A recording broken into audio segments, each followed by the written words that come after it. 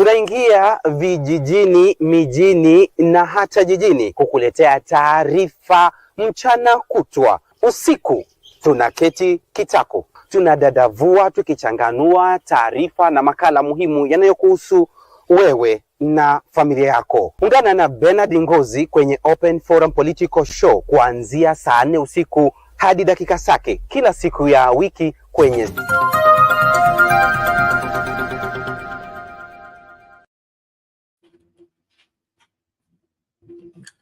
Good evening, ladies and gentlemen. We are glad you're watching. Thank you so much for making time to join us. This is Sound Candid Talk, Open Forum Political Discussion Show, the show that gives you an opportunity to air what you feel and think about the latest development on our political front.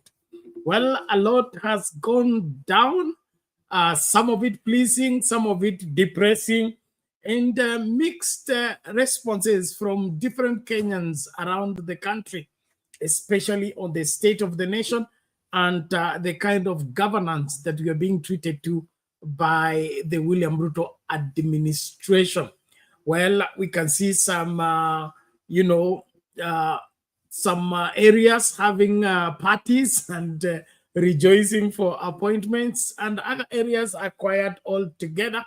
But of great interest is the outcome of the appeal of Moses Wetang'ula about him continuing to be the Speaker of National Assembly, as well as the party leader of for the Kenya. The court will have none of it. He says he will have to choose one. Then, of course, on the same issue, his declaration of Kenya Kwanza as the majority in parliament has also been overturned, and the status quo remains, meaning what the law stipulates, that is what must remain. And that is the majority and the minority are not determined by the speaker. They are not determined by the registrar of political party, but it's determined by Kenyans when they go out there and vote. On the day of voting, who got the most of representatives in parliament before changes took place, before anyone crossed from one place to another. That is what determines the majority and the minority. And so as it stands right now, Azimio is still the majority, regardless of what Wetang'ula and team are trying to fabricate and try to make Kenyans believe. Now, this doesn't come as news for those of you who've been following the political situation in the country. We have all along known that Azimio is the majority, and there is enough evidence to prove that Azimio won the elections at all levels, and it's only the devils that interfered with the outcome of the elections. And so part of what we are suffering is because of that constant interference of election results, when the Kenyans have voted one way and the so-called clique of powers that be who don't like where Kenyans have voted to, they turn it into something that they would prefer. And this has been going on from 2007, 2013, 2017, 2022, and if you don't take your time, even 2027, it may just repeat itself. And that's why I'm a very concerned citizen of this country. The way we are going about the removing of William Ruto, we are playing right into his trap. And if we don't take our time and take serious about the responsibility of changing this country, we will end up where we have always ended to. We do the campaign, we do the sensitization, we go out there and vote, but our vote doesn't count. But I want us to, to look at this about this Wetang'ula fiasco. Wetang'ula is not a layman. Wetang'ula is a senior lawyer, okay? And his understanding of the law, he needs not only to be, teaching us the law, but, helping even the president understand the law.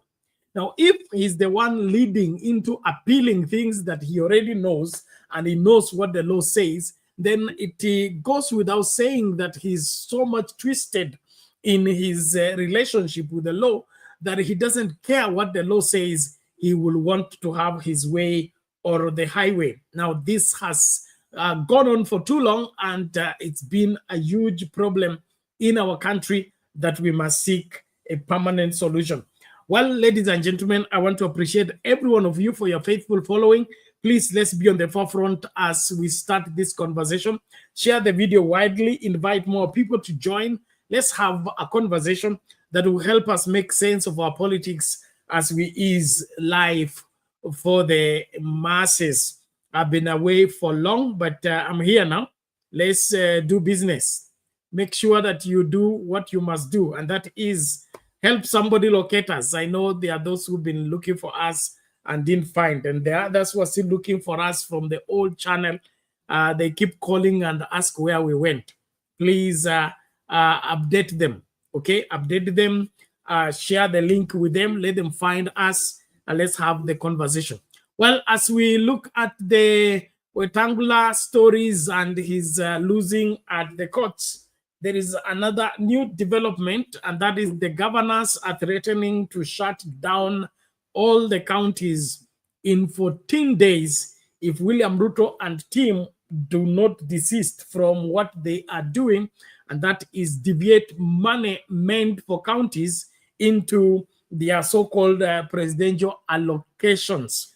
It is, it's clear that the Ruto administration want to endear itself to especially the members of parliament, and I think it looks like a safeguard approach to try and diffuse in case there will be a call for his impeachment. So he wants to be cozy with the parliamentarians so that when his name is called and he has to be impeached, he may have somebody to defend him. And so there has been a misappropriation of the public funds that are meant for counties into allocations like NGCDF, whereby now William Ruto says instead of the money going to the counties directly, we can divide some of it to go through the CDF. And the CDF has its own allocation. I think it used to, Kibaki's time, it was 2% of the national budget. I don't know what it is today. It is very different from counties, okay? Counties get, is still at 15% or more. And so why should he be creating this kind of confusion? Is it a calculated means of killing counties? Because this is how it looks to be. And William Ruto being the person who is addicted to seeking attention and wanting to be needed and wanting to be in everything, he would be better off if all the counties grounded to a halt until everything is now reverted back to the central government. And now he becomes the Papa Christmas to distribute anything and everything everyone needs in the country. Now, where are you in support of what's happening? What sinister motive are you seeing in what William Ruto is doing in the aspect of members of parliament being given allocations instead of the money being channeled through the constitutional means, which is to the counties? Then the counties will, superintend and ensure that the people participate into the development of their county. What is this that is going on in the head and in the mind of William Ruto in his attempt of setting the members of parliament against governors or governors against members of parliament? Is it a political game? Is it that he wants to waste time as he now volunteers to sort the difference between the governors and the members of parliament? And of course, when that is happening, there is time wasting, there is resource wasting, and of course, the collapsing of counties will begin one after the other.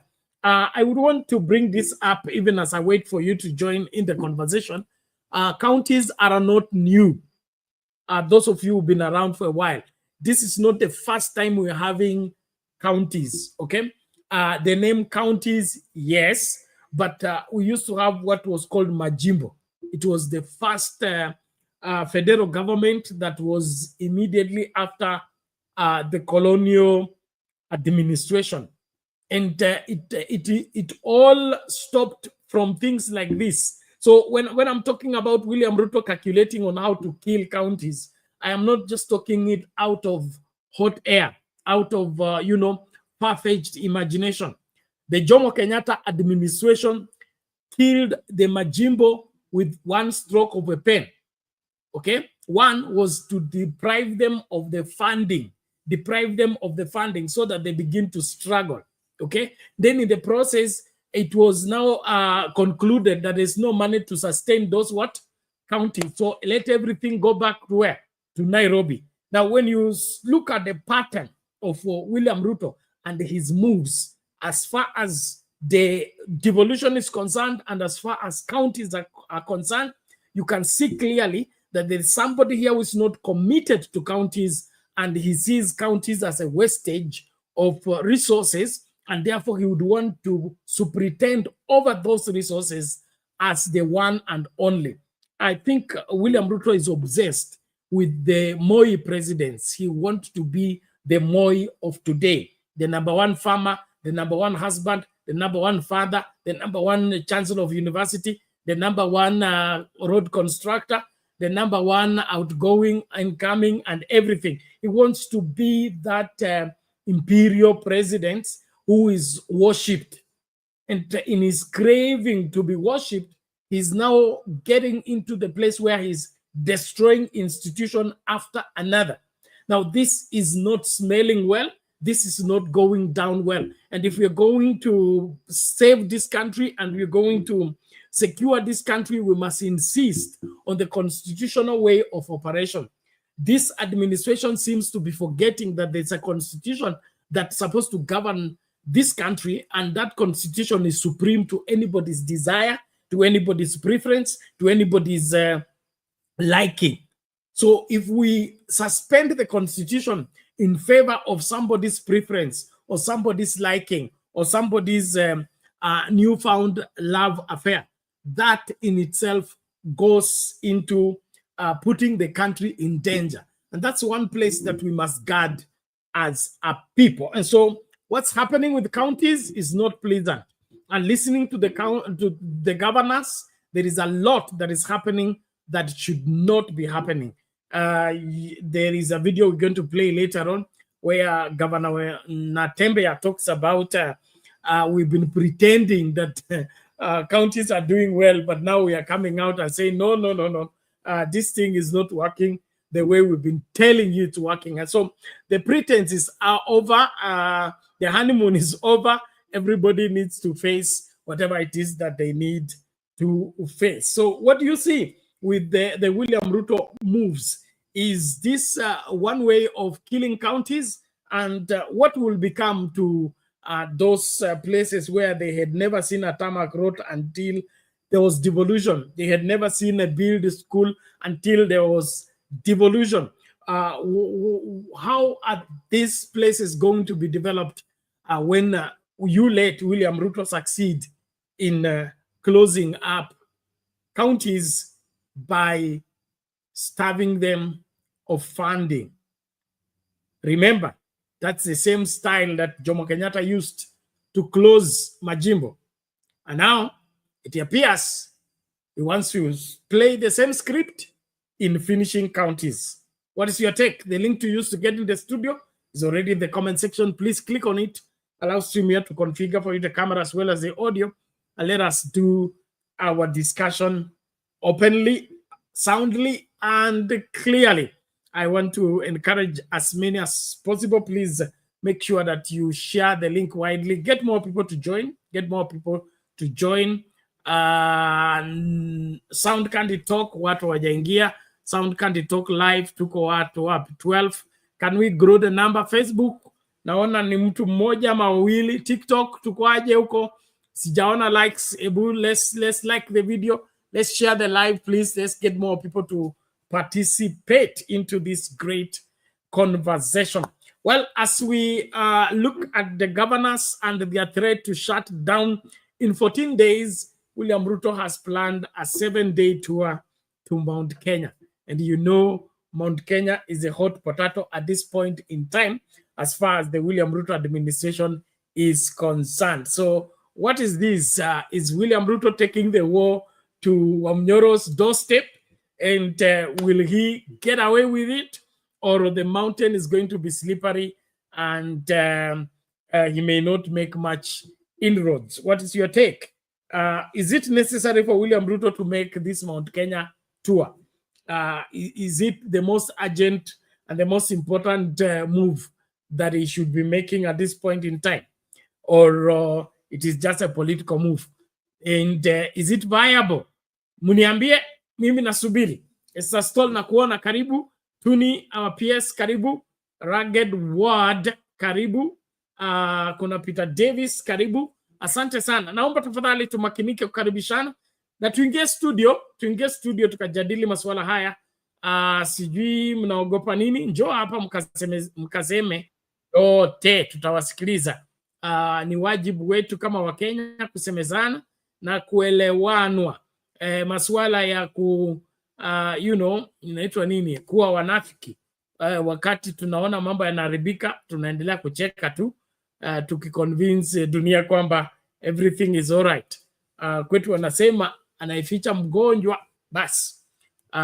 Kilio wakati huyo amekata roho kitafichua kwamba kulikuwa na mgonjwa kwa nyumba hii. So huu sio wakati wa wewe kuwa mnafiki na kuanza kusema mambo yale ambayo watu wangependa kusikia. Tuseme mambo ambayo yanafaa, na kama kuna kuvunjaji wa sheria tuseme sheria imevunjwa. Kama kuna kuhujumu katiba tuseme katiba imehujumiwa. Kama kuna mtu ambaye anapanga kuharibu ugatuzi, basi tuseme fulani ana hujumu nini, ugatuzi, ili ieleweke. Wakati mambo yatakuwa yameharibika, tutajua ni nani wa kulaumu. Na katika suala hili Wakenya haswa, lawama nyingi itakuwa juu yetu. Okay? Lawama nyingi itakuwa juu yetu. Kwa nini hatujifunzi kutoka kwa historia? Tunapuuza historia. Wengine wetu hapa tunachukia historia, na yule ambaye hatajifunza kutoka kwa historia hawezi kunuzurika kutokana na kurudia hiyo historia. So kama hatutajifunza, tuanze kuweka mikakati ya kuhakikisha kwamba nchi hii tutaiokoa hivi na tutaikomboa hivi. Tunataka tu kupiga siasa, tunataka tu kulumbana na kulaumiana, basi muda utayoyoma, tutafika kwa kura zingine, na wakati tutafika kwa kura zingine tutakuwa mahali hapo ambako tumeibiwa 2007, tukaibiwa 2013, tukaibiwa 2017, tukaibiwa 2022, tena tunajiandaa kuibiwa 2027. That is what we are doing, because if we don't change the approach, we cannot improve on our results. We must have a different way to go about making a government, or rather putting together a government that is indeed a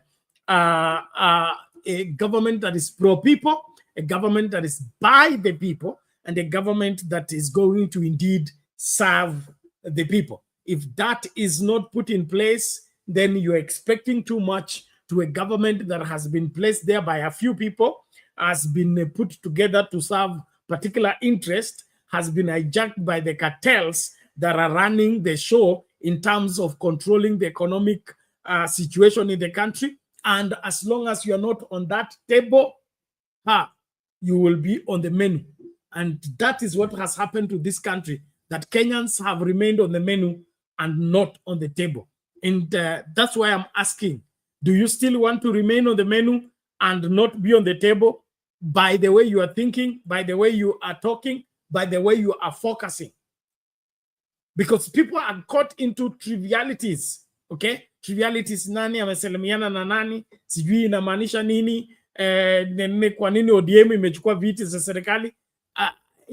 Niliwaambia ODM sio chama cha Uganda, ODM ni chama cha Kenya. Okay, na kila Mkenya ana nafasi ya, akipewa nafasi ya kuhudumu katika serikali, hiyo nafasi ni ya Wakenya, sio nafasi ya wageni.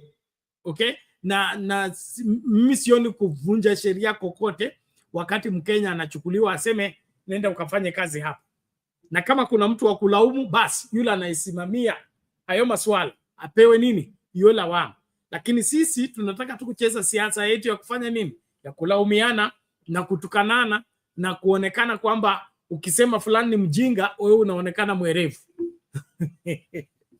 So hiyo yote lazima turuke ili tupone, or else we are going to find ourselves where we have been always. That is, we are ready for change, but when it is time for change, we are returned where we have been as usual. So it is time for you to choose.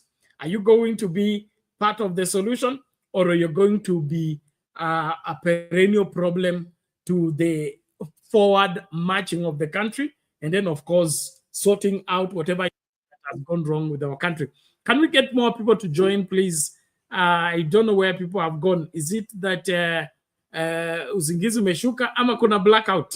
We have had a blackout in this part, and it wasn't pleasant. We had a very long 24 hours in darkness. So probably kuna wale ambao mko na blackout. Tuambie kama mko na blackout pia, tujue kama tutatuma Songo Rescue Team ama Wandai Rescue Team. Kwangu mimi nataka wewe unaambie ili swala linaendaje, okay? Ili swala linaendaje na wewe unasimamia lipi katika mambo haya yote, kwa sababu tusipojisatiti kukomboa nchi hii hakuna vile itakombolewa, na tusiposimama kidete kuhakikisha kwamba kile ambacho nchi hii imekusudiwa kukipata tunahakikisha kwamba kinatendeka kulingana na sheria, tutakuwa bado mzigo wakati tunapaswa kuwa suluhisho kwa yale ambayo yanakumba nchi yetu. Kwa hivyo nakuomba tu njoo tukasemezane, njoo tukaelewanwe, ili kila mmoja wetu apate nafasi ya kusema vile anavyoona, and then of course from there we are going to be concluding on matters Kenya and how Kenya must move forward. The politics at play right now is very confusing, and that is why I wouldn't want anybody to run into conclusions. Going through some social media posts, you will notice that there is a spirited effort of pushing a particular narrative, and that narrative is geared towards making Kenyans give up on their quest to make this country work, on their quest to change this country. And if you let them succeed, then they will have succeeded. But if you will give yourself committedly in ensuring that whatever it is that we must get fixed in this country is fixed, we will end up with that fixed Kenya. But if you buy into there is nothing we can do, we have no strength to fight, and things like that, that attitude, we will miss out big time. And we may just find ourselves victims again, like I have warned previously. Well, let's get this video so that as I wait for you to join the conversation, naomba usicheze mbali, hakikisha uko hapa, alafu tuelewane. Tuanze na hiyo story ya Wetang'ula, alafu tutaingilia swala la magavana. Our sign language interpreter tonight is Marisha Witi, and we begin the corridors of justice. Tonight, the Court of Appeal, after the Court of Appeal declined to suspend a High Court ruling that had declared Azimio la Umoja as the majority in the National Assembly. Following your instruction. In his argument, Wetang'ula had indicated that the ruling had severely disrupted parliamentary operations. However, the Court of Appeal dismissed the claim, clarifying that there was no sufficient proof that legislative business had been paralyzed. The court further ruled that granting a stay order would amount to prematurely endorsing the Speaker's decision, as the High Court had yet to determine whether it complied with the earlier judgment. Honorable Speaker. However, the Court of Appeal declined to pronounce itself on the matter regarding Wetang'ula's dual role as a Speaker of the National Assembly and the leader of Ford Kenya. Mbele Odhiambo, take the floor. The Friday's ruling comes a month after the Nairobi High Court declared Azimio la Umoja One Kenya coalition as majority in the National Assembly, adding that Wetang'ula had violated the law in granting the majority leadership to Kenya Kwanza. Elsewhere, the Supreme Court has affirmed the Court of Appeal's order outlawing 3 laws passed by the National Assembly without the Senate's consensus. The Supreme Court bench unanimously agreed that the 3 laws, the Equalization Fund, the Circle Societies Amendment Law, and the amendment of the Kenya Medical Supplies Authority Act, needed to be passed by senators and were thus unconstitutionally enacted.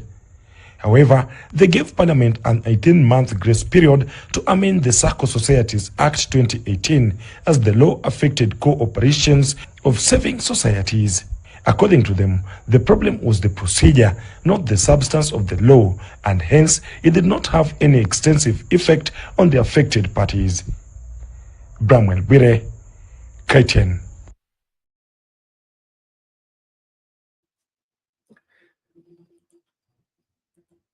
Well, ladies and gentlemen, there you have it. Wetang'ula's appeal to have stay orders on the declaration of Azimio la Umoja One Kenya being the majority and Kenya Kwanza being the minority in parliament has been thwarted. And so he has no choice but to comply with the ruling.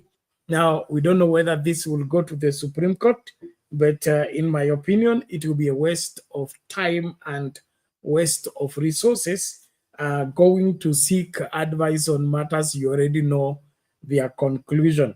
And this is, I would say, cultural, cultural in the sense that we are used to this aspect of the functioning of the government, where we buy time.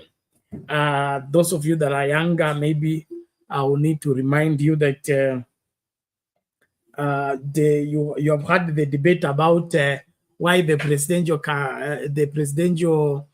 what is it called?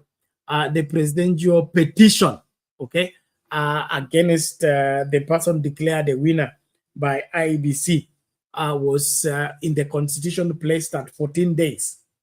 There was a reason behind it, and the really reason behind it was that in the past there was no that time frame, and so Moi will rig himself into office.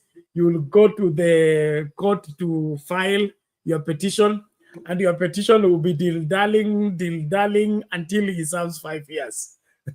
I mean, that case is still alive, but the person is in office functioning. And so one of the reasons why they had to put those 14 days, which is now a matter of discussion at the moment, they would love it reviewed so that there is sufficient time for those submissions and arguing out of the case. But I just want to remind us is that that putting a gap was required, was to save time and also ensure that justice is done to the grieved party. What has not really worked in our time, and it's very sad that we created a whole Supreme Court out of that particular aspect, that the judiciary had been made an extension of the executive, and whatever the executive wanted is what the judiciary did, and going for justice in the judiciary was a nightmare. But because of that, there was a creation of the Supreme Court. And so the Supreme Court exists first and foremost to ensure that what has gone wrong with the magistrate court, what has gone wrong with the High Court, what has gone wrong with the Court of Appeal is fixed. And that is a return to the rule of law. What I don't get is that our current Supreme Court seems not to be understanding that their decisions and their operations are supposed to all be in the interest of the Kenyan and in the enforcement of the rule of law.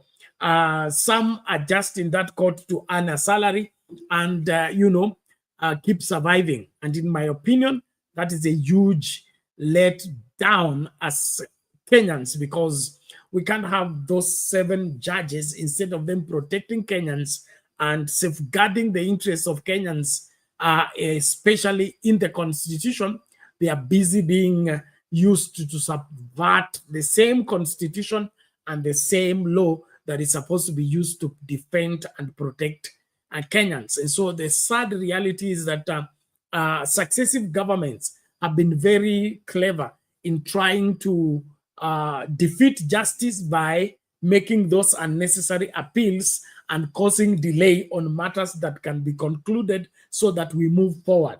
And so if from the Court of Appeal, you see Wetang'ula going to the Supreme Court, and the Supreme Court says we'll hear that case in 5 months, like they did. This matter of majority minority should have been decided 2 years ago. They still delayed 2 years later is when they are giving what? A ruling. All of that are still part of the statecraft, the corruption of the administration in trying to defeat justice by delaying the delivery of the same. And so I want to invite us into this reality so that when we are fighting these vices of trying to subvert the law and make Kenyans continue to suffer, we should see it as a pattern and a systematic way of operation. If you deal with it as one act or just as a mistake or just one happening, then you miss the point.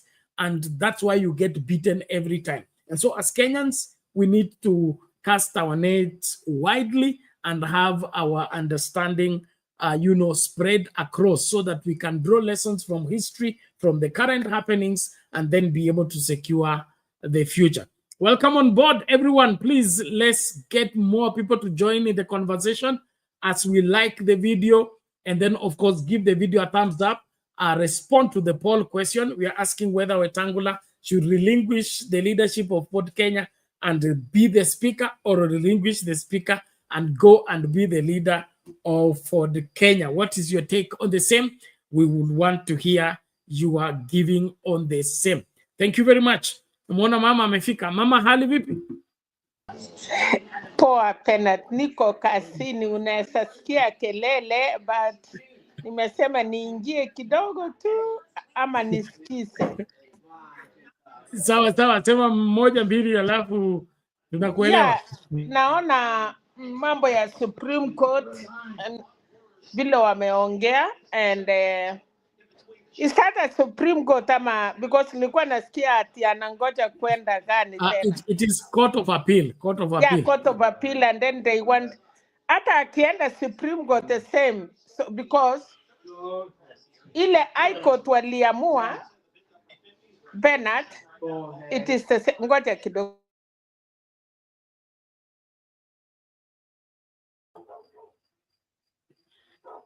Sorry mami, wewe chapa kazi tutaongea. No, ni sawa tu ni kidogo. So tunawaambia Wetang'ula akubali, ama kwa sababu imekuwa ni yeye aliambiwa na Ruto atisonte party.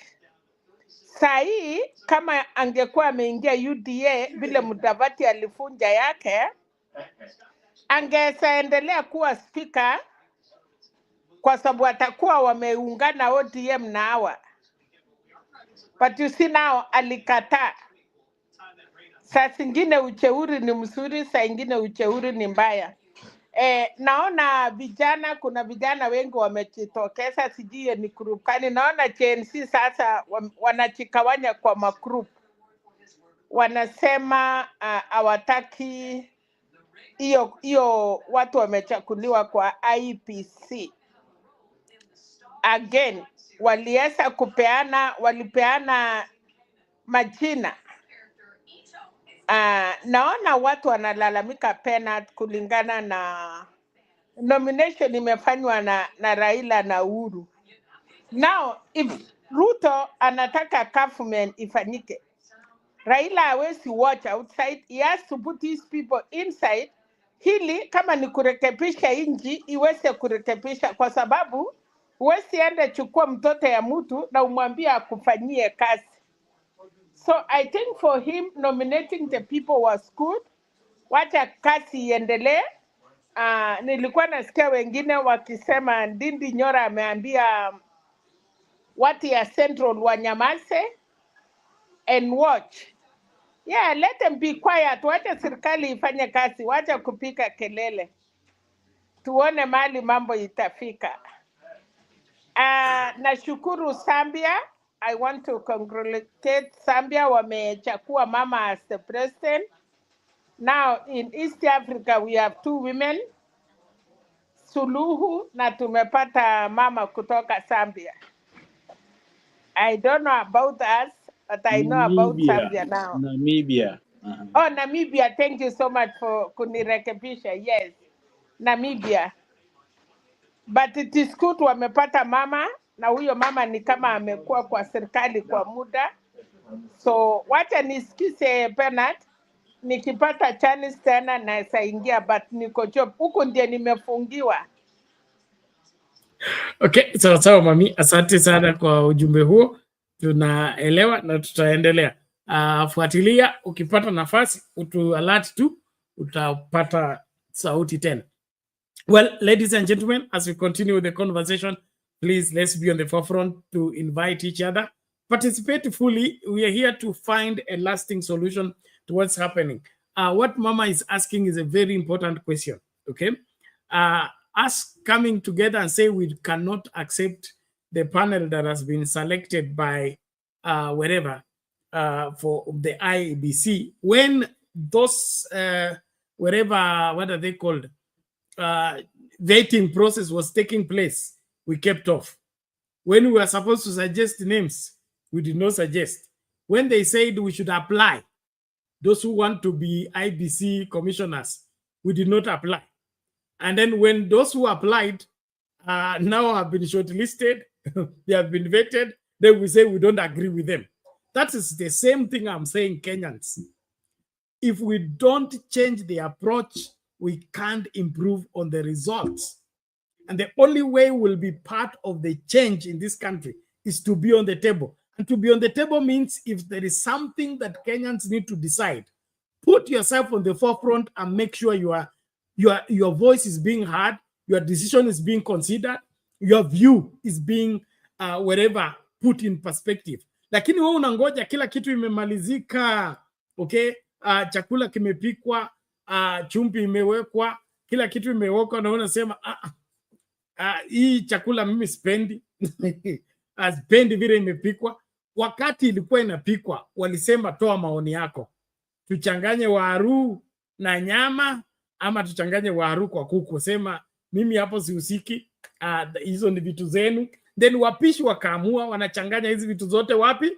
Pamoja. Tena wamekuletea wanasema sasa wangeseparate hii kuku kwanza, zijua wafanye hii na hii. Please, let's not be an afterthought country. Let's be proactive. Tukue mstari wa mbele. Haswa those who are leading so-called revolution. You can't lead revolution when you are waiting for everything to be finished. Then you criticize what has been finished. And then you find fault with what has been finished. Where were you when it was being put together? Why didn't you bring up your reservations about those people? Because those names were gazetted. If you had an issue with any of those people, you should have brought up those issues before the decision is made. And so this reactive aspect of Kenyan as an attitude, it has to be addressed if we will have a country where we will have a people that are indeed serious about making Kenya work. If we continue like this, vile tulivyoibiwa 2007, tukaibiwa 2013, tukaibiwa 2017, tukaibiwa 2022, itaendelea hivyo mpaka Wakenya wakati watafika waseme enough is enough. Lakini tukiendelea hivi sahi, tumeingia katika mrengo huu, tunasema sisi ni wanani, mambo yanafanyika hapa chini, hatutaki kuhusika. Sasa IBC inatengenezwa, hatuko hapo. Ikimalizwa tena tutaanza kusema so fulani ndio aliiba, sijui fulani ndio alifanya hii, fulani ndio alifanya hii. Let us take responsibility for once as Kenyans and make this country do what is required to do. Make the government do what is required to do. not to be waiting for things to be done, and then all we can do is murmur and complain. Well, ladies and gentlemen, tunapoendelea na mazungumzo, tafadhali tusonge mbele kwa pamoja. Piga kura yako. Give your thumbs up on the video. Thank you those following on TikTok. Please let me see those likes zikimultiply. Na kama una swali hapo, weka hapo kwa comments tu, tutaweza kukujibu wakati tunashirikiana na Wakenya wa tabaka tofauti katika pembe zote za dunia wanapokutana katika Sound Candy Talk. Asante sana. Moja kwa moja nimlete Lala kwanza, alafu ndio tuingilie masuala ya magavana. Lala, how are you today? Poa sana Bernard. Hali yako unasikiaje? I'm doing much better. I'm doing much better. Good to know. I'm on the end of finishing my drugs. God is a healer. We thank God for getting better. It's good to see you Mama Selena and na wenzetu ambao wako huko nyuma. Kwanza kabisa tuna congratulations to our new, I can't pronounce her name, but it is good to see this elegant, wise and beautiful African woman take power. I look at the clip and I was impressed. And I think Suluhu was invited, and to see the two of them address that gathering is just heartwarming. And it feels as if Africans are beginning to really get out of this hang-up which colonialists did on us. I think one of the saddest things that ever happened to us is that the colonialists were able to separate us from the government. See, when you believe something is yours, you protect it. For example, if Kura was money in the bank, I don't think people would have stopped till they get their money. But because Kura is supposed to be government, is something far away from us. That's I would say is a major reason why we have not developed. It's because we see government as something foreign to us, necessarily.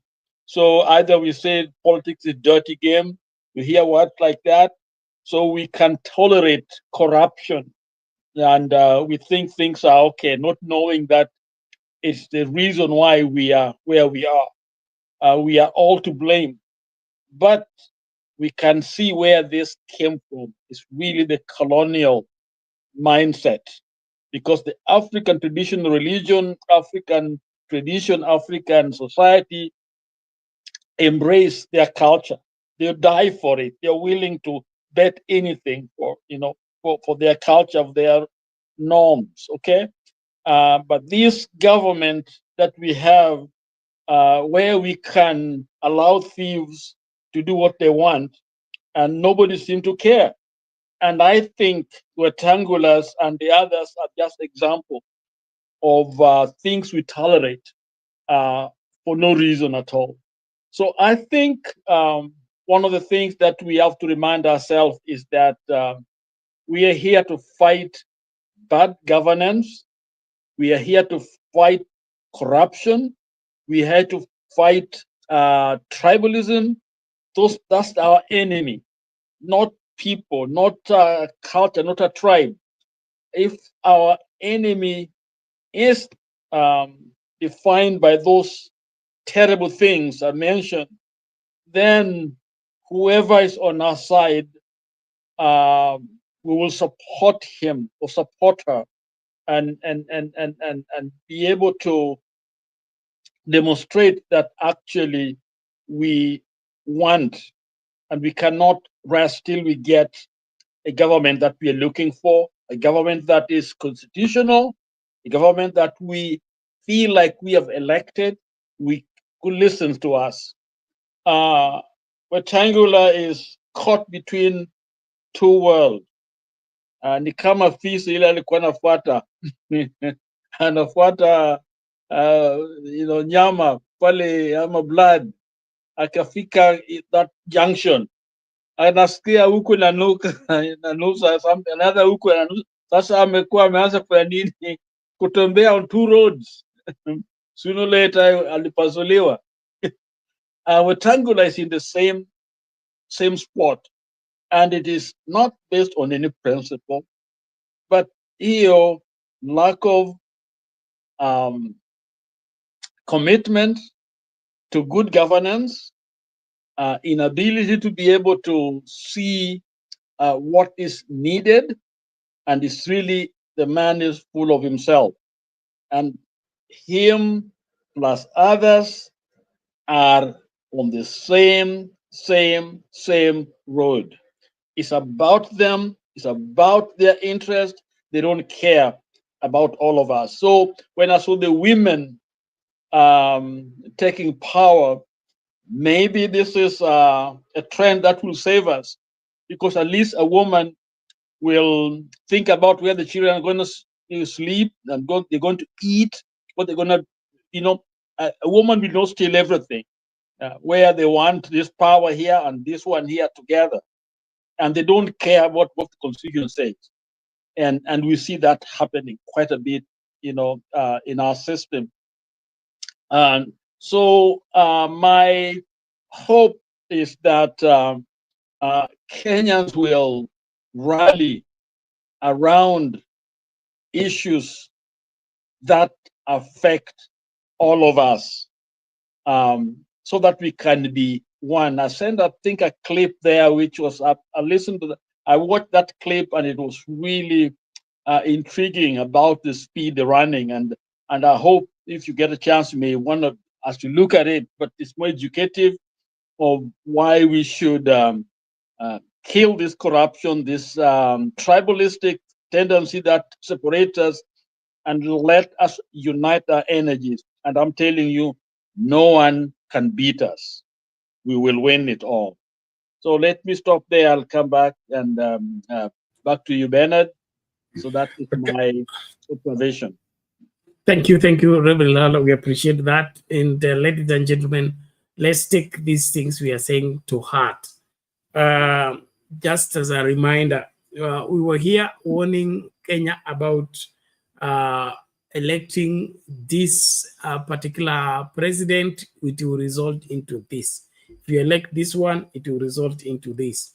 And if we were to claim to be prophets, we have been proven true almost on everything we said. And so I would want us to take serious what you're talking about in terms of the governance of this country. That colonial mindset that Reverend Rala is talking about, where we are so detached from the leadership, and we give now the leeway for the leaders to do whatever they want because the citizenry will not be involved, they are not involved, and they don't care. What we need is to care enough to want to ask, this one you're going to cook for us. Why are you cooking for us this? Why not cook for us that? And this decision, what is informing it? And or if we don't get involved in the decision making, then we must accept the outcome of those decisions, and probably they may not be very friendly on our side. And let me just bring in this a story of the governors and their grievances against the administration, where they attempt to divert monies from counties and give them to members of parliament. It's crazy, but let's just hear it out, and then we'll judge what's happening. The Council of Governors has issued a 14-day ultimatum to the national government, threatening a total shutdown of county operations over funding cuts amounting to 38 billion shillings. According to county leaders, a significant portion of these funds are conditional grants from development partners, initially earmarked for critical projects, but later diverted during the passage of the county government's Additional Allocations Bill 2025. The governors are also demanding the immediate release of the 78 billion shillings county equitable share, which has been in arrears for the past 3 months. Safina Chiangoma reports. A crisis is brewing across all the 47 counties as governors issue a stark ultimatum threatening a total shutdown of county operations unless immediate action is taken. A declaration that follows an emergency Council of Governors meeting held in Nairobi on Friday. The Council of Governors demands the immediate restoration of all the diverted funds to county governments to ensure uninterrupted service delivery, failure to which county governments will shut down its services in the next 14 days. The governors strongly opposed what they described as unjustified budget cuts by the national government. They accused the state of diverting conditional grants through the passage of the county government's Additional Allocations Bill of 2025, a move they say undermines devolution and cripples service delivery. From this deduction, county governments will lose a whooping Kenya shillings 38.4 billion of the additional allocations, of which Kenya shillings 24 billion are conditional grants from donors to support critical county projects in healthcare, agriculture, fisheries, water, roads, slum upgrading and infrastructure development.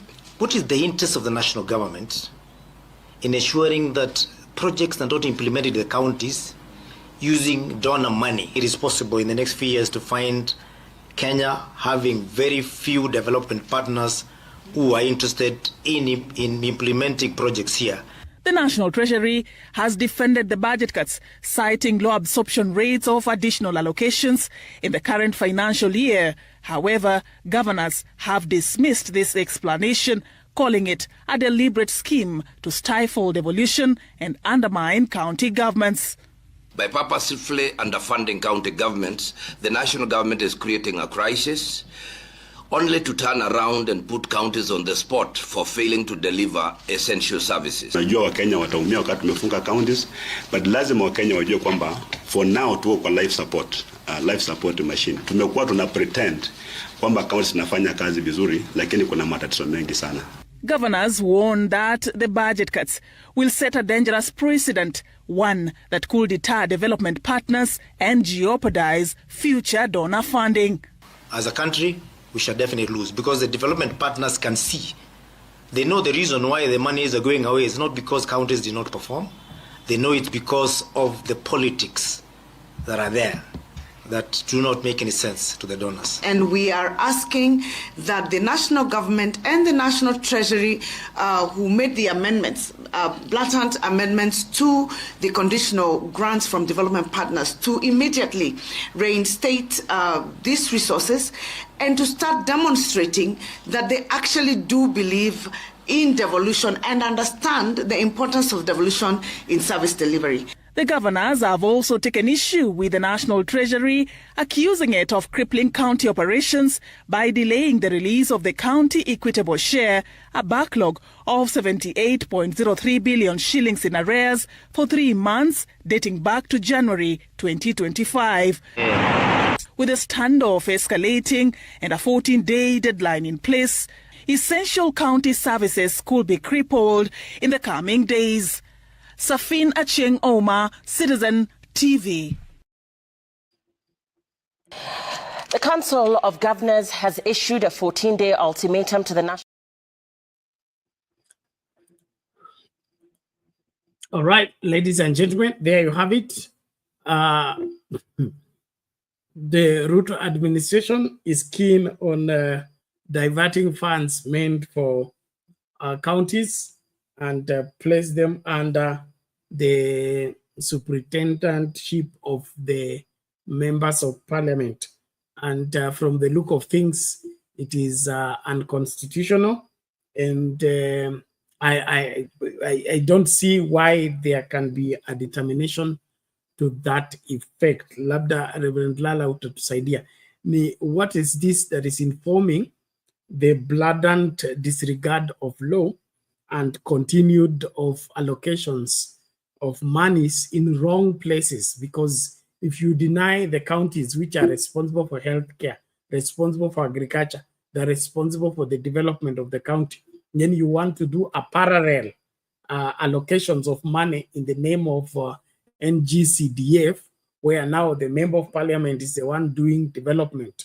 Are we not going to have even duplicate of those developments that CDF is building the classes, the county is also building classes. So at the end of the day, what needed to be done systematically and get sorted, it becomes now stalled programs because the member of parliament started and it didn't finish. The county cannot interfere with that because it's not under the county, it's under NGCDF. So this confusion, is it deliberate? And what's the end game?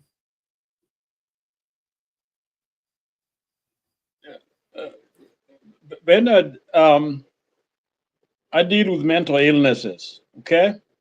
And there's a disease called schizophrenia. Schizophrenia is a disease that creates almost contradiction, parallel stuff going on at the same time. The center, you don't know where the center is. Move the center completely, and so you don't know what's going on.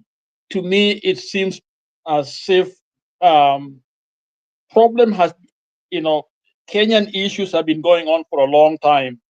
But when Kamago arrived with a new constitution, I call it a new constitution because after the election of Ruto, it seems to me that this new idea of operation was ushered in, where the laws are not needed, structures are not needed. Now, when we talk about parliament as the lawmakers, and then parliament now executing, taking the role of governors and others, then the question is, why do we need the constitution anyway? Okay, Wetang'ula issues and Ruto issues and all these other things. So there's a total confusion because clearly a government can only work if it has a structure that allows it to do the things that need to be done. That's how it can work. But when you don't know the center, then all you're doing is really creating more confusion, and I think we run at the dead end. Let me give you an example. Most cities have a plan that come into operation when there is danger. Let's say a nuclear war or a major, earthquake, whatever it is. People practice on method, on structures, on how to manage such incidents. The city I live in, we have allocated 2 sites, different part of the city, one on the eastern side, another one on the western side. Okay, all the training uses those sites. So if something should happen where I am, I know exactly where I'm going. I don't close town, I go to the other side. I don't go to the side where the problem is.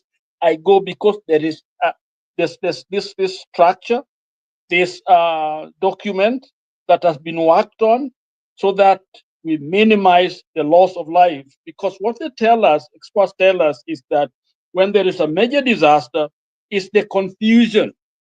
Because a teacher may be on the eastern side and their children are on the western side, and then now they start trying to go to the west side, okay, and the teacher, not somebody else comes to the other side, so people get locked in, and that's how people die. Most of these disasters, this is how people die, because there is no clear structure what to do, how to follow it. And now think about this government. The government is big and huge and large and complicated, and so it cannot do without some kind of structure. The constitution is a way, a critical way for us to be able to know what needs to be done so that we can be productive.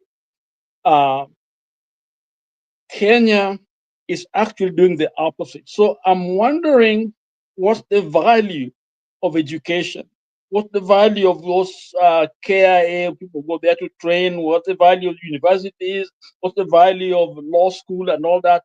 If all we do is do things that even people never went to school will not do.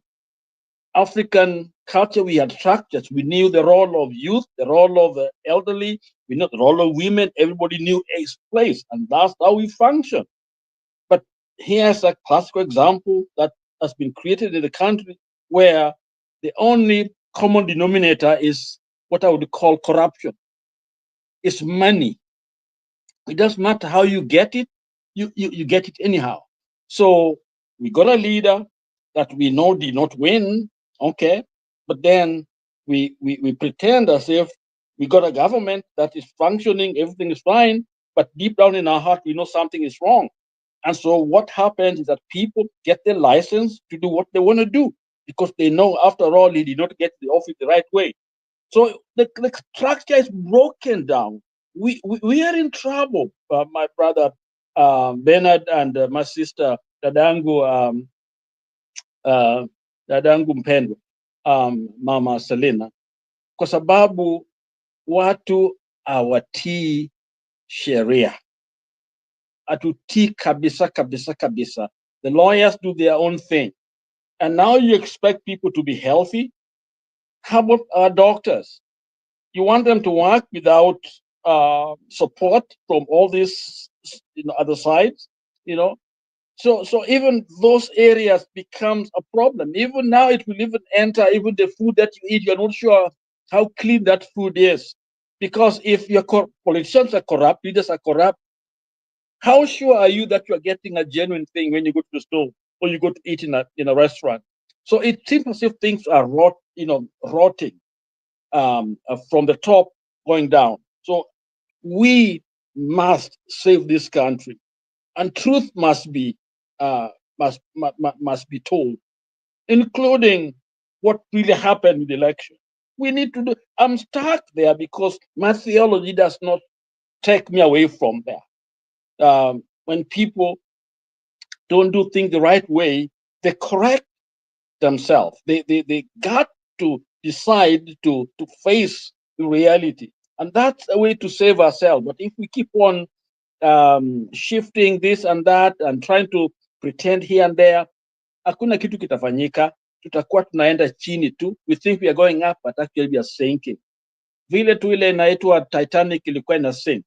Watu inaanza kuchukua maji ndani, lakini watu kunafikiria hakuna, hii hawezi kuwa sank, hata Mungu hawezi kufanya nini we sink hiyo ship, lakini inaenda chini. Watu wanacheza huko juu, ukiona hiyo kamuvi hapo wako naye, watu wanacheza, lakini inaenda chini. Na Kenya inaenda chini because of what? Corruption. So I know Baba and the others trying their best they could, and some of the whatever, but at the end of the day, we need to face the truth. The truth is, we are not following what is taking us out of the problem. We don't have a structure. And so back to you, Bernard.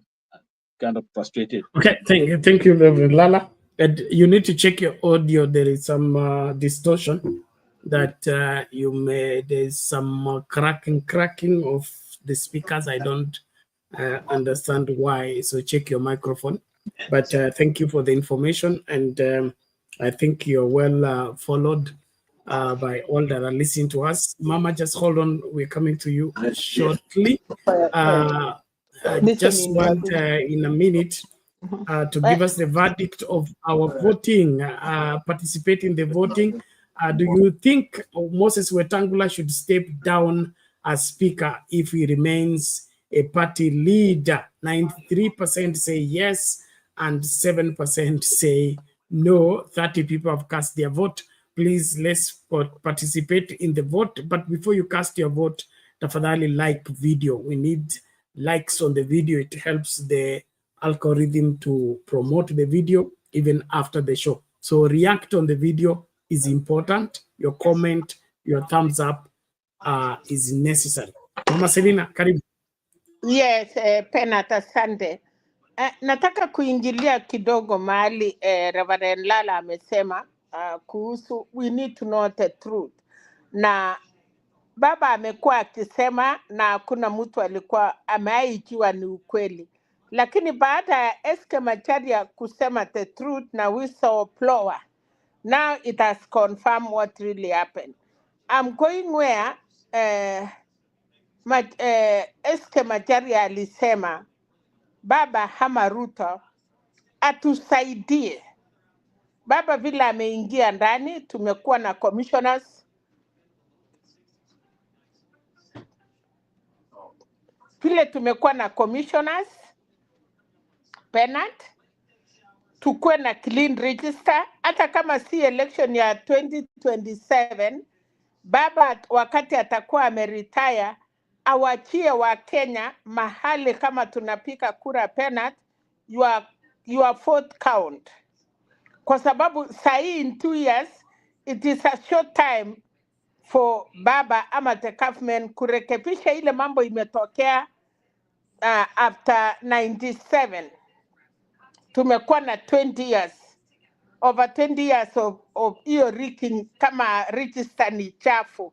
So for me Bernard, I support wacha tukue na commissioners, na wale tena wanataka kusema ati wataki wase, sijui wanataka vijana, sijui wanataka nini. They are not serious Bernard. Kama wanataka vijana, ni vijana wenyewe wanatumika, ni vijana wenyewe wanapiga kura. So what we really need as Kenyans ni baba vile ameweka na nilisikia mtu mmoja akishukuru baba. Akasema baba amepatiwa nafasi 14 na hiyo nafasi 14 Bernard amepatiwa wa Kenya. It is not like one side. Uko na 18 cabinet ministers na inatoka one region. So baba amepata ila amepata na amekaia watoto yake yote. Hakuna mahali kidogo kidogo. So mimi pia naunga wale walisema Raila is really nationalist. Chama ya ODM waka confirm. Walikuwa nasema in the morning kwa national, I think it was a show. Na sasa nasema hivi, badala ya kupika kelele, tuungane. Wale wako majority wanasema wako majority, na kifo penat, watu wache kusema ati watu wamekuwa wase wanakufa labda watafika next year. Hayo mambo inakuanga ni ya Mungu. Wala hata tunafikiria tuko wadogo ya 2 days, unakuta umeenda na umewacha ile msee akiendelea tu, nyinyi yenye mnakuja mnaenda, kwa sababu hiyo ni siri Mungu alitupatia. Na Mungu peke yake alituambia tukitenda mema anatuongezea siku. Tukiheshimu hii matusi tuko naye imejaa mtandao, tuokopi wase. I wish you we will reach there. Na hiyo matusi yetu yote unasikia mtoto mdogo anaita mtu msima mchinga, stupid, sijui nini, vitu yenye sisi hata ungeona msee kwa barabara ama mama usimame umchipu. Hata akikuchapa unakimbia ukilia na uwezi enda ambia wasasi wako juu watakuchapa tena. So Bernard, mimi ile nataka kusema ni ukiendelea ni kwamba tulimchakua hiyo serikali wale walichakua. Tumeambiwa na kotini ya kwamba baba alishinda kwa sababu alikuwa na majority. Aituru kwa sababu ni kotini walipatia Ruto na Chebukati alipatia Ruto, na Ruto ameserenda, amesema baba kuja tengeneza nyumba yako tutengeneze pamoja. Mimi sioni makosa penat. Sababu ni 2 years and a half imefaki, wacha watutengenezee nje. Na baba ni mzuri sana akiwanga ndani. Anajiwanga kutengeneza akiwa ndani badala ya kukua nje. Atatutengenezea vile alitengeneza wakati ya Moi. And then wanakuja na kitu yenye ilikuwa clear. So mimi naunga mkono, na wale patu wako na tatwisi hiyo ni yao. Na nimefurahia tena kusikia ya kwamba Kachakwa aambiwa Kenya tusaidie tuchakue president. Anataka revenge. Kucheni munisaidie tutoe huyu. kwa sababu alinitoa. That is not a leadership pena. Kama kuna mtu angestahili kuwa ni revenge ni Raila. Alitendewa na Moi akamsamea, Kibaki akamtetea akasamea, Uhuru akamfanya hivyo amemsamea. Kwani ni uchungu gani baba na Uhuru alikuwa na Ruto alikuwa mtoto yake akimsamea? After all, Biblia inatuambia tusameane mara 770. Can we even make it? When the Reverend na Reverend Lala, sisi wale tunakasana na kutusiana, hiyo ahadi ya Mwenyezi Mungu anasema mara 770. Can we even reach there? Thank you. Asante sana Mama Selina, maswali nyeti kweli na ni muhimu kuelewana. I agree with you. Hakuna vile tunaweza kusaidia nchi hii kwa kulaumiana na kulalama. Mambo huharibika na yakiharibika lazima yarekebishwe. Wanasema kuvunjika kwa mwiko sio mwisho wa upishi. Hiyo ndio misemo ya wahenga na ni kweli. Kama tutapona kama nchi itabidi tubadili nia. Tumekuwa na hii siasa ya uhasama kwa muda mrefu na inaonekana hata wale watu wanajiita Gen Z wanasema hawataki kitu yoyote kuhusu wazee na vile wazee wanafanya mambo. Ni kama wamemeza hiyo siasa ya uhasama. Wanataka tu revenge, wanataka kulipiza na wanataka kutukanana na hiyo maswala. So they are worse off than even the wazees, because wazees walijua kulumbana lakini wanajua ya malumbano ya na mwisho huu.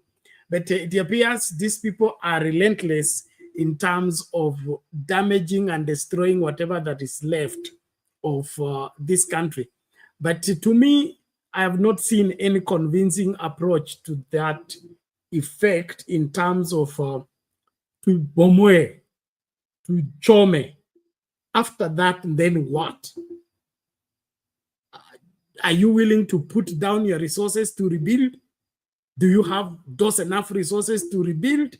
Ama uko tu ring leader, watuchome, tubomoe, tufukuze, I mean, you can't be removing if you have no capacity to replace with what is valid. On the other hand, the cabinet that is being appointed now and all those changes, these are survival tactics. Wanasema desperate at times call for desperate measures. And like I've said, politicians are politicians. They must play politics. If you stop them from playing politics, it's not different from stopping footballers from playing football, okay? Because that is what they do. And so politicians are going to do their politics. You as a Kenyan, what are you doing in saving the situation? What are you doing in correcting what has gone wrong? And so I think we are far from even getting the direction of where the country will be come 2027. We are still in that confusing environment. But for now, I just want Kenyans, wewe ukiwa ukijiita mkutano peke yako kwa nyumba ukiangalia maswala, wewe unaona hii nchi inaweza kuwa fixed namna gani? What should be done? I'm happy that Mama talks about Raila forgiving all those that have wronged him. That's one way. And those of you who are wishing him death, you may just you may go before him. It is that bad. Not necessarily in Raila as a person. I'll give you a short story and then emulate Lala. When I was growing up, my mother used to sell these cooking pots. Zile zimetengenezwa na udongo. And so she used to do that biashara, especially during harvest time. And the price was unajaza ndani mahindi, ile nyungu ile unajaza ndani mahindi, unachukua unaleta hiyo mahindi hiyo kiasi imejaa kwa hiyo nyungu, unachukua nyungu unaenda. Then you had an immediate neighbor who was wherever, not newly married, I think he's been married for a while. I think she has 2-3 children. And they had a father-in-law father-in-law alikuwa mzee kabisa, mzee wa miaka, and he had 3 wives. So we used to see him move from anaenda lunch kwa nyumba ya juu anakuja evening tea kwa nyumba ya katikati, alafu aenda kulala kwa ile ya huko kwingine. But I'm sharing this to let us understand as young people. So this one I had with my ears. Huyu mama alikuja kununua pot na akaambia mama anataka ile pot kubwa, okay? Anataka kununua hii ndogo, anataka ile kubwa, na kwa sababu anataka ile pot atatumia kupikia watu chakula wakati the father-in-law has died. Okay, and then we just laughed it away, and it looked like a joke. But what happened? At that time she was expectant, and so after amenunua hiyo nyungu kubwa ile ambayo atapikia chakula wakati father-in-law amekufa, when she went to give birth, unfortunately she died. So she dies before the old man. She had bought the cooking pot to use to cook food when the old man is dead. So the cooking pot was actually used in cooking in her funeral. So those of you who think that you have an ultimatum, you can call on anybody and kill them anytime you want to kill them, it's unnecessary. And unfortunately, hii maswala pia inatoka kwa wahubiri kama sisi. Kuna wahubiri ambao wamejitolea kupangia watu maneno. Those are, in my opinion, we have not been called for such things. I mean, what is the interest of God on who is the president of Kenya? God can work in Kenya whether we have a heathen for a president or we have a Hindu for a president, a Muslim for a president. God is not limited to Christian president. So hii maswala ya kutumia maandiko na kutumia Biblia kutisha watu, eti Mungu alikuonyesha, sijui Mungu alifanya nini, tuachane nayo. Tuchukue majukumu yetu kama wahubiri wa neno la Mungu na tufundishe inji kwa yale neno la Mungu limesema. Tuache maneno ya self promotion na kujaribu kutumia jina la watu katika kuhujumu haki za wengi wa Wakenya. Kwa hivyo, as Kenyans, let's take responsibility and stop the games.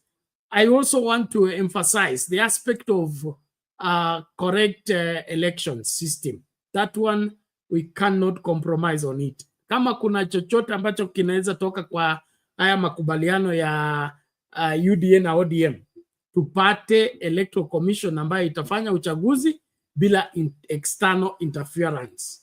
For the first time, we want to have a president we have elected. We don't want these cooked up presidents because it is messing this country. It has messed this country. We can see it. It has messed this country. Do we want to continue in that direction? Now, what ambao mmekuwa shortlisted as commissioners, are you getting there as a solution or you are getting there to be part of the problem? That's something that we must as a people settle down. Wewe ulijitolea uka-apply, unataka kuwa commission, uli-apply ili uende kutengeneza pesa, kwa sababu inaonekana hao ma-commissioner ndi kulipwa wapitishe mtu fulani, kulipwa wapitishe mtu fulani. Hiyo ndio umeenda kutengeneza ama umeenda kutumikia nchi yako, kurekebisha yale ambayo alienda mrama ili nchi isonge mbele? We are stuck in one place because we cannot determine the winners of elections. And there are those who are blaming Raila Odinga for handshake. Handshake does not come from the tree. Handshake does not come from the sky. And handshake does not come from Raila Odinga. If we had free, fair, credible, verifiable elections, there will be no need for handshake. So the problem is not the handshake. The problem is the election. If we can't fix the election, then prepare for handshake. That is it. Because there is no way the minority is going to rule over the majority, okay, when the majority are the ones that won the elections. You can't reverse that order. Is against the law of nature. So wale ambao mko na shida na handshake, mzee wa handshake anapeananga handshake. No, the problem is not the handshake. The handshake is the outcome, okay? The root cause of the handshake is what? Failed election system. If we have working election system, there will be no need for handshake. There was no handshake in 2002. Did we? When we had free, fair, credible election. Kibaki went in office and Kibaki had support from everywhere. It is reported that wanabiashara walikuwa wanapiga simu KRA. Kujieni pesa yenu.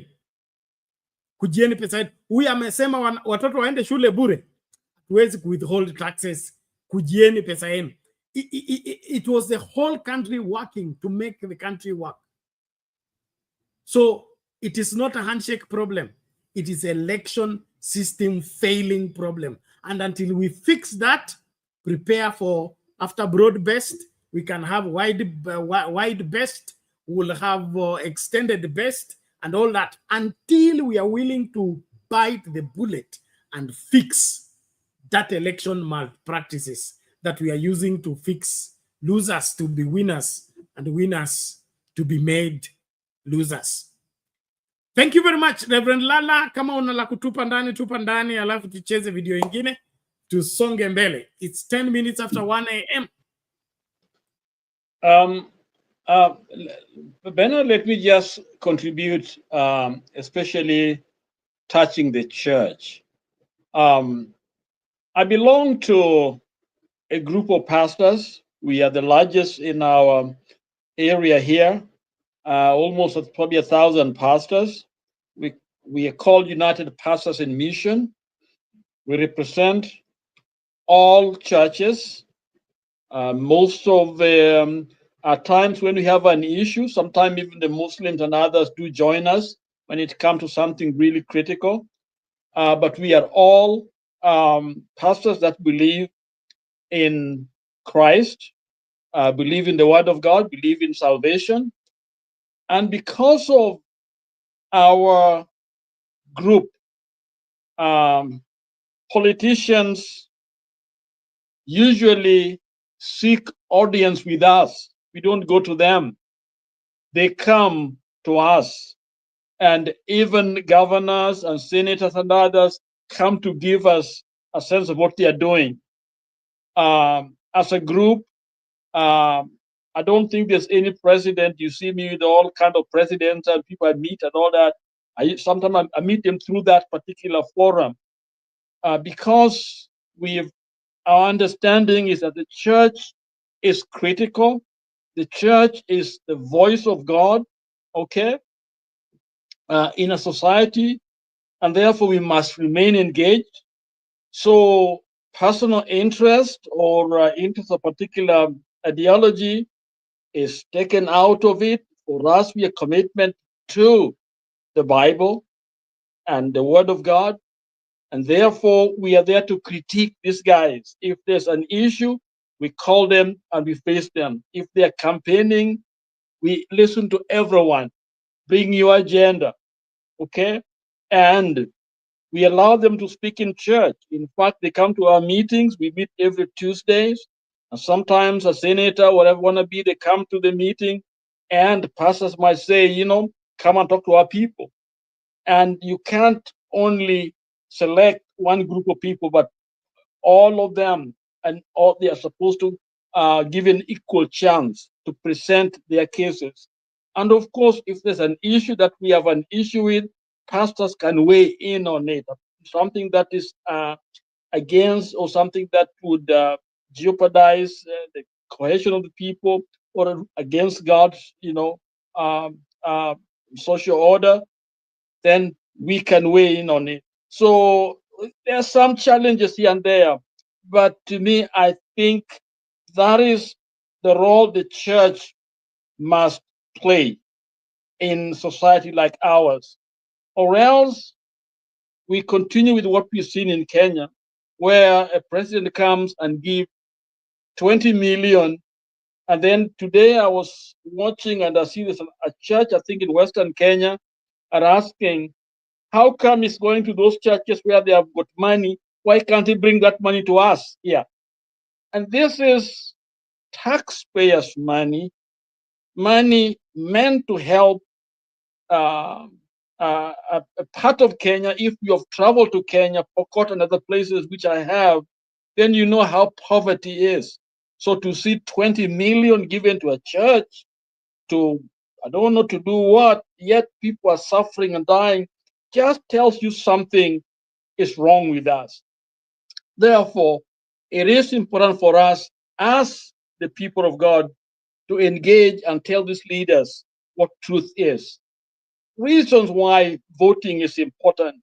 You see, a vote will protect democracy. Democracy means the people, the voice of the people. Their interests are taken into account.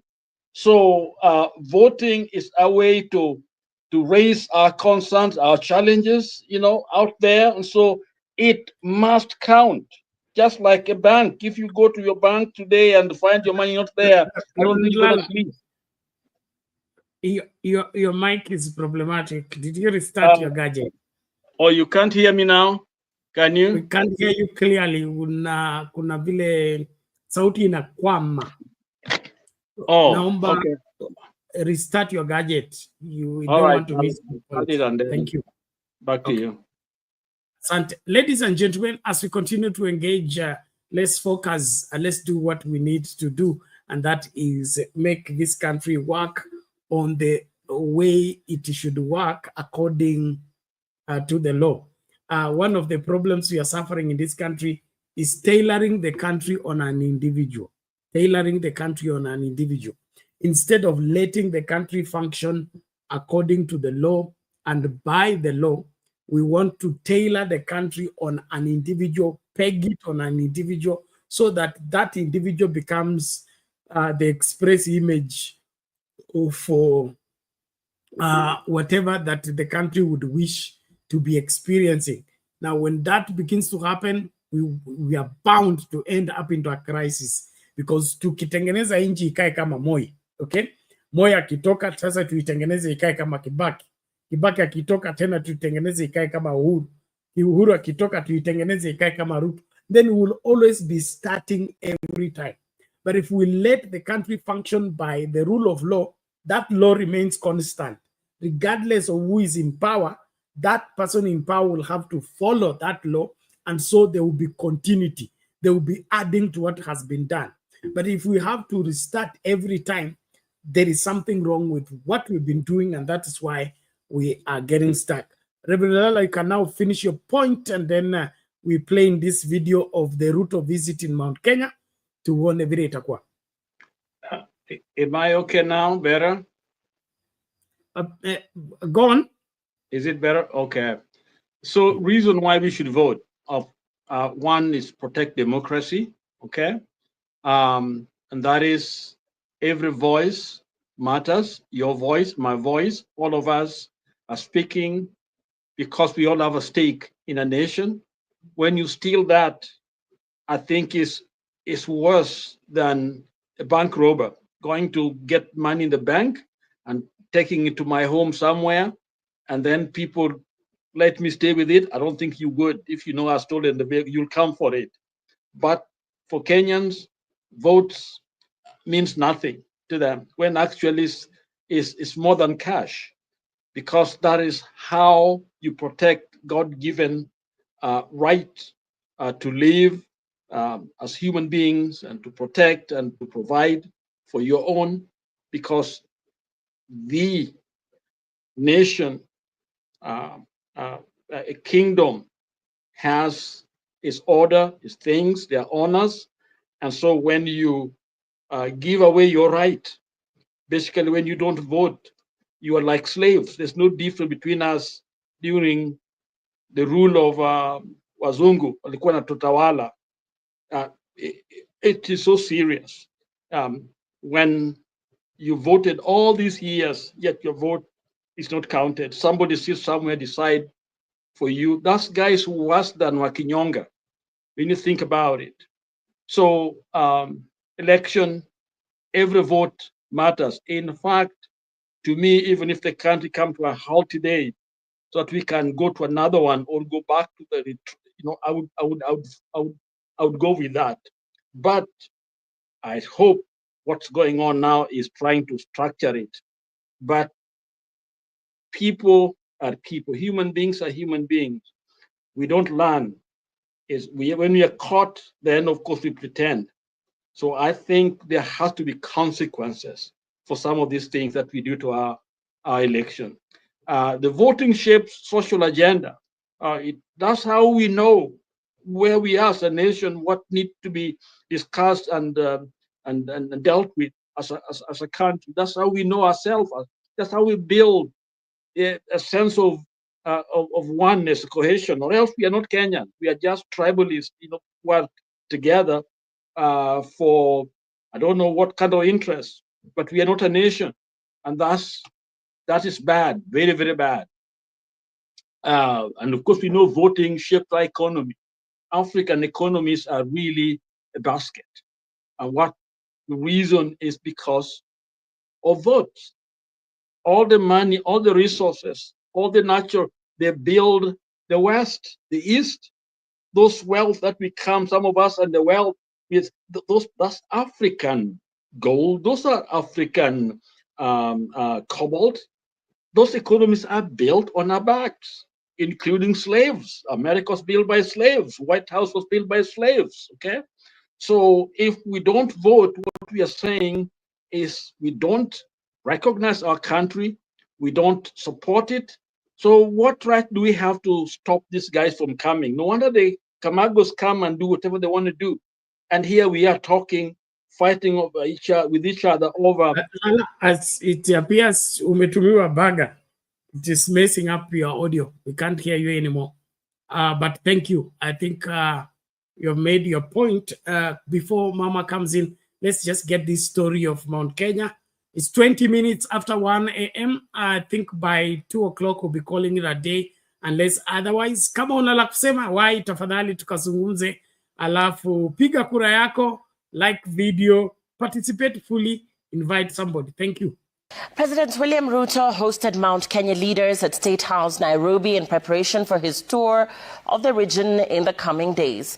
And as Seth Olale found out from leaders who attended the closed-door forum, the meeting aimed at cooling the political temperatures in the region following the head of state's dramatic fallout with his former Deputy President Rigathi Gachagua, leading to his impeachment in October 2024 by rolling out a number of development projects.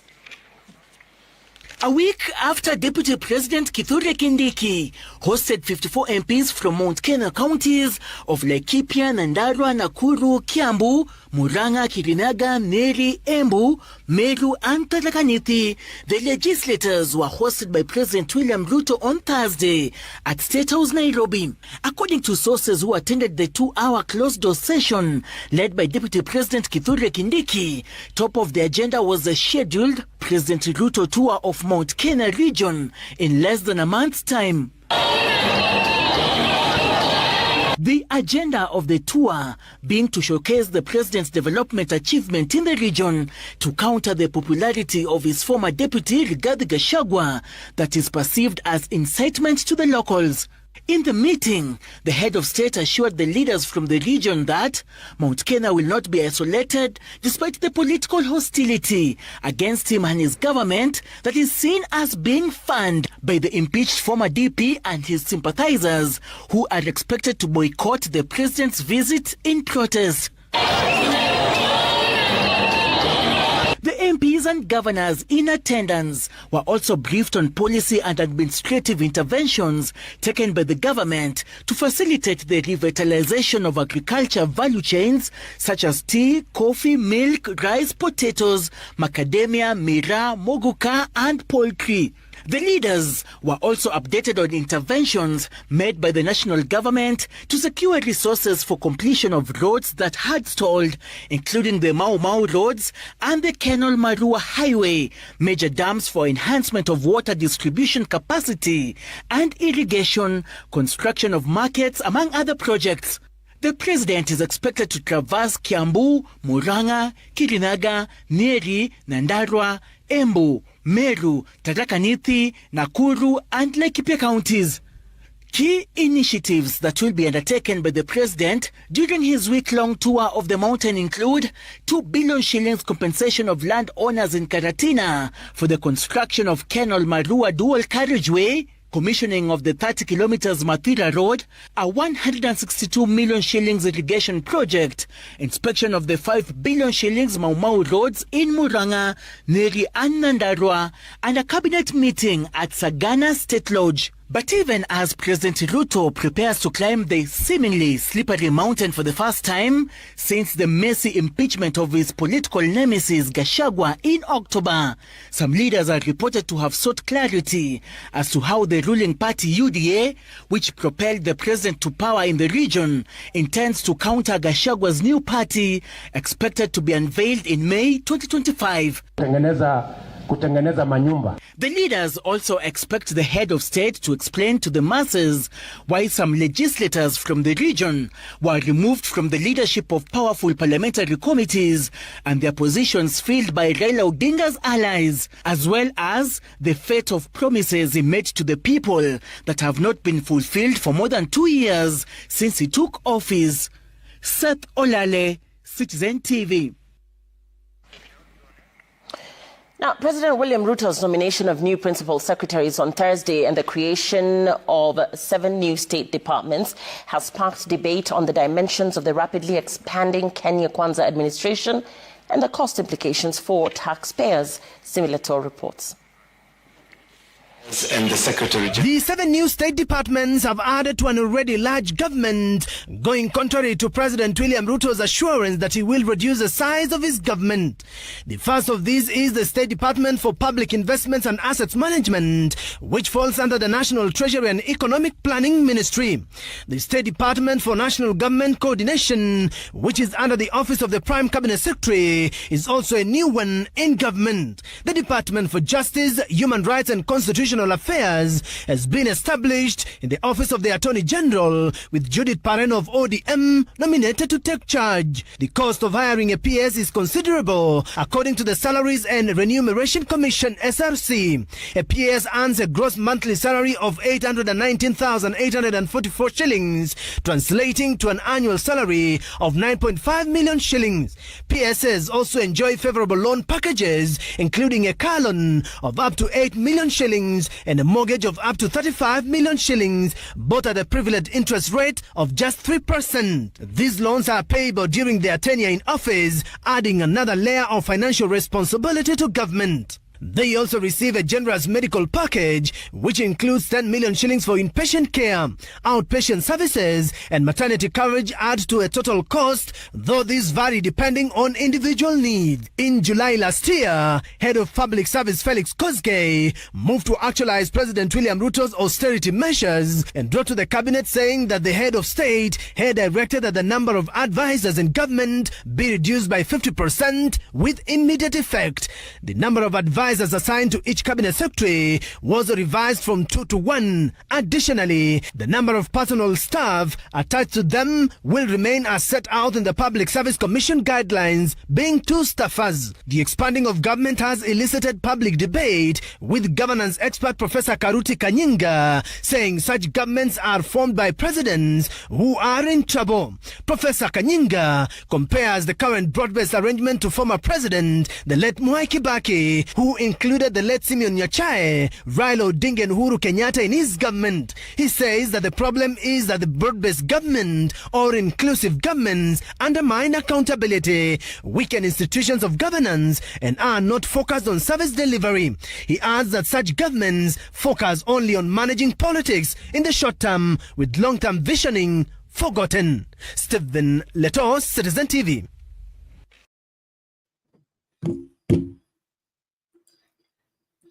Okay, mambo ni kama hayo. Nashukuru kila mmoja, naomba tumakinike. Samahani, Reverend Lala, I think the problem was from my end. My speakers were dying off. So, Mohamed hapa na confirm kwamba wewe unasikika vizuri. Shida ni huku kwangu. Lakini I've powered the speaker from elsewhere. I think the hub I was using ilikuwa inafifia. Mama Selina, ni time yako Mlima tunakwea. Hey, Tunakwea Bernard. kwa amani ama kwa upendo? Sasa Yes. hii mlima kuna kijana ameongea. Niliona kijana akisema yeye ni kijana, asiulizwe yeye ni nini. Na ni nini iko hiyo mlima? Si rais afanye kazi sehemu nyingine. Na akikataa kwenda pia, mlima ni Kenya. Let him go and then we see what will happen. Hii mlima inasemekana usikuje siwakae, lakini rais ni ya Kenya yote. Matisho kidogo kidogo, hakuna mtu ya kutisha hapo. So, afikiria Bernard, they don't know what they are doing. Wacha rais aende afanye maendeleo na watu waambie kama rais asipoenda, rais ingine akichakuliwa apart from Ruto, not from Central, hawatataka mtu atembee huko. Na kwa nini Bernard, sasa watu wasiende mlima na wenye wako inji mali singine ya mali ingine yenye si mlima na wako wasiende pia huko, ama wote warudi nyumbani alafu ikue block, hakuna mtu atakanyaka huko. Asante. Okay, thank you Mama Selina, maswali nyeti kweli. Mabibi na mabwana, tunapoendelea naomba maoni yako hapo kwa comment section. Likes kwa video, piga kura yako. Very interesting questions, eh? But ndio nilikuwa nasema siasa ya uhasama tuachane nayo. Tutekeleze tu wakati ofisi, unajua hata katika masuala ya uchaguzi. Kura haziamui maendeleo. Kura zinaamua nani atakuwa kiongozi wa maendeleo. Okay? The elections are only supposed to determine who will become the leader. They are not an investment. They are not shares. They are not, it's just determining who becomes the leader. After that, they have served their purpose. When somebody gets sworn in office, he becomes the president of the Republic of Kenya. He doesn't become a UDA president. It doesn't become a Kenya Kwanza president. It doesn't become an Azimio president or one Kenya president. It becomes the president of the Republic of Kenya. And that president of the Republic of Kenya, akona what is his responsibility constitutionally? Mojawapo ni kuongoza hii masuala ya nini? Ya development. And so hiyo masuala ya kusema kwa sababu sisi tumetoka UDA, rais asikuje, I think it's an expression of one, ignorance, and two, it's a matter of posturing for nothing. It's posturing for nothing. And so I think as Kenyans, let's do what we are required to do. Tuachane na hizi maneno ya malumbano na malipishano ambako mtu anataka kulipiza kisasi lakini anataka kutumia Wakenya kufanya hivyo. Tupevuke. I am not for the president going around the country in the name of leading development, in my understanding of national leadership. But if that is what he has chosen as a way of operating and he's chosen is going kwa mlima, basi watu wa mlima wajiandae kumpokea, awaletee yale mazuri amewaletea, yale mabaya amewaletea, mnaruhusa ya kukataa, alafu mambo yanasonga mbele. Lakini swala ya kusema ati you are either with Ruto or you are with Kenyans, it is neither here or there. Okay? Ruto is a Kenyan too. Na Wakenya tuko Kenya wazuri na wabaya. Kama vile kanisani pia tuko na watu wazuri na wabaya. Nilikuwa nasema kwamba hakuna Christian name. Nimetafuta Christian names sijapata. So mtu akasema sijui John, Andrew, Christopher ni Christian names.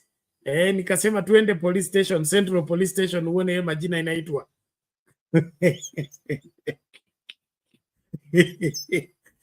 Utasikia John Kamau. Naitwa nani? Christopher Otieno. Kuna hiyo majina. So that is not a Christian name, it's an English name.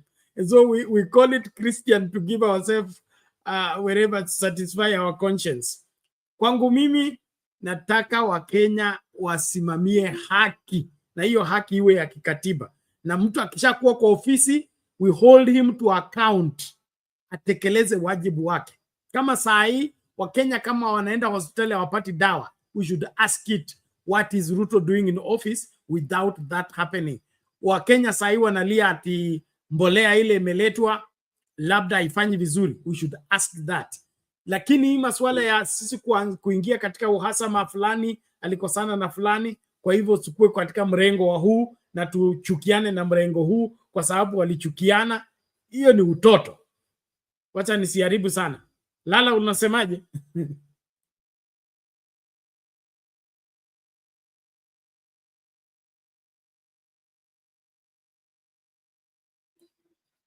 I can't hear you, Lala. Check your microphone.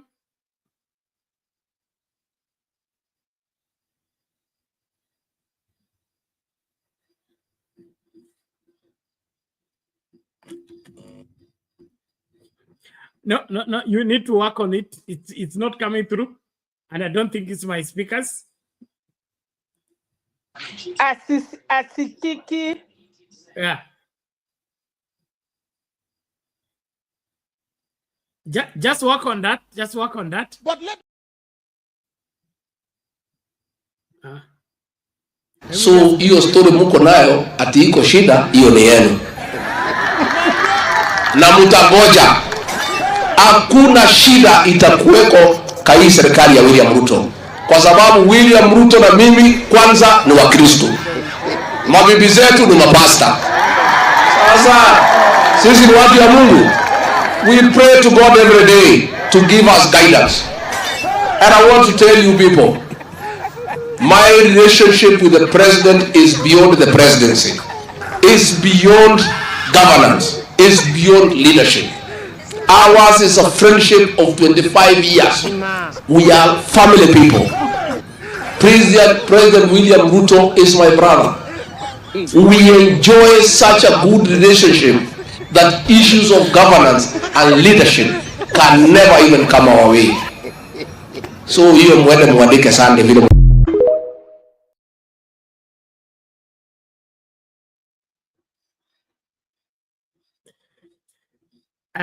Hiyo inaitwa siasa na wanasiasa. I think we should start a program like that. Siasa na wanasiasa. So ni kipi kilifanyika mpaka kitunguu kikaingia kitumbua? Sasa huyo mtu ni muongo sana. Huyo mtu alitapeli sisi, alikuja na Biblia na hiyo mambo yote. Is it the wives that stop being pastors or the praying that not work? Reverend Lala, work on your microphone. We need you to weigh on this. Mama Selina, you can speak up as Bernard. Yes. Ukweli ni kwamba chuki, unajua mtu niliwaambia uwezi cheka na meno ya wenyewe. Ukicheka na meno ya wenyewe, wakati mambo itakuwa real, unabaki na hiyo yako. Mambo yale Kachagwa alisema yote, anakuwa na Ruto, haiwezi kuwa kama Uhuru na Ruto, Mzee Mukanga atafunga State House, yote analipa. Usuri Mungu siku hizi inasema unalipwa. Malipo tunapata sasa. Tunapata hiyo malipo saa hii.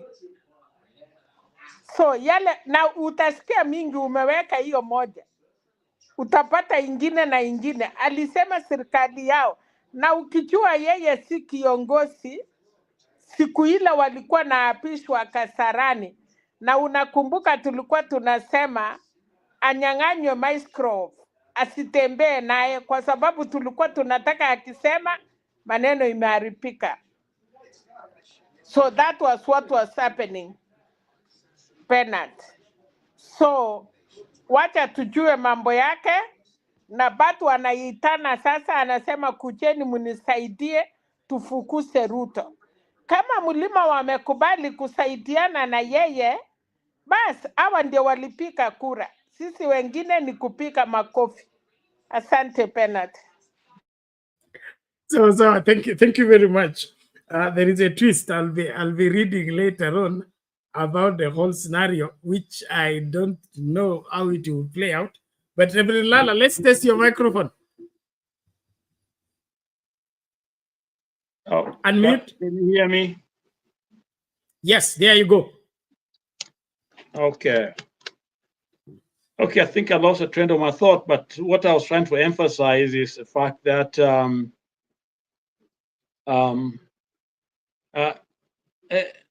see, there's no church without a Bible. Okay, a Bible is key to our lives as Christians.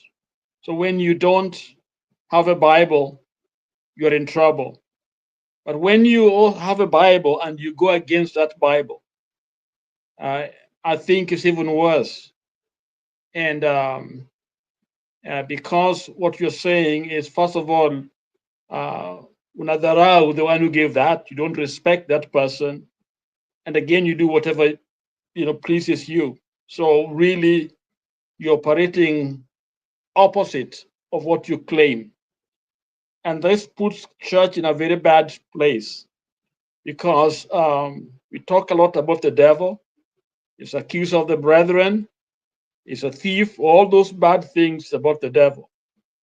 But when what people can see in the church is hate, is money, as long as you're giving, you would ask, when you know very well that the country is not together. And I even fault these pastors and those who are educated, because they have gone to places, they have seen, how system run and how people with very little, with nothing, yet they're living a higher standard than some of us back home.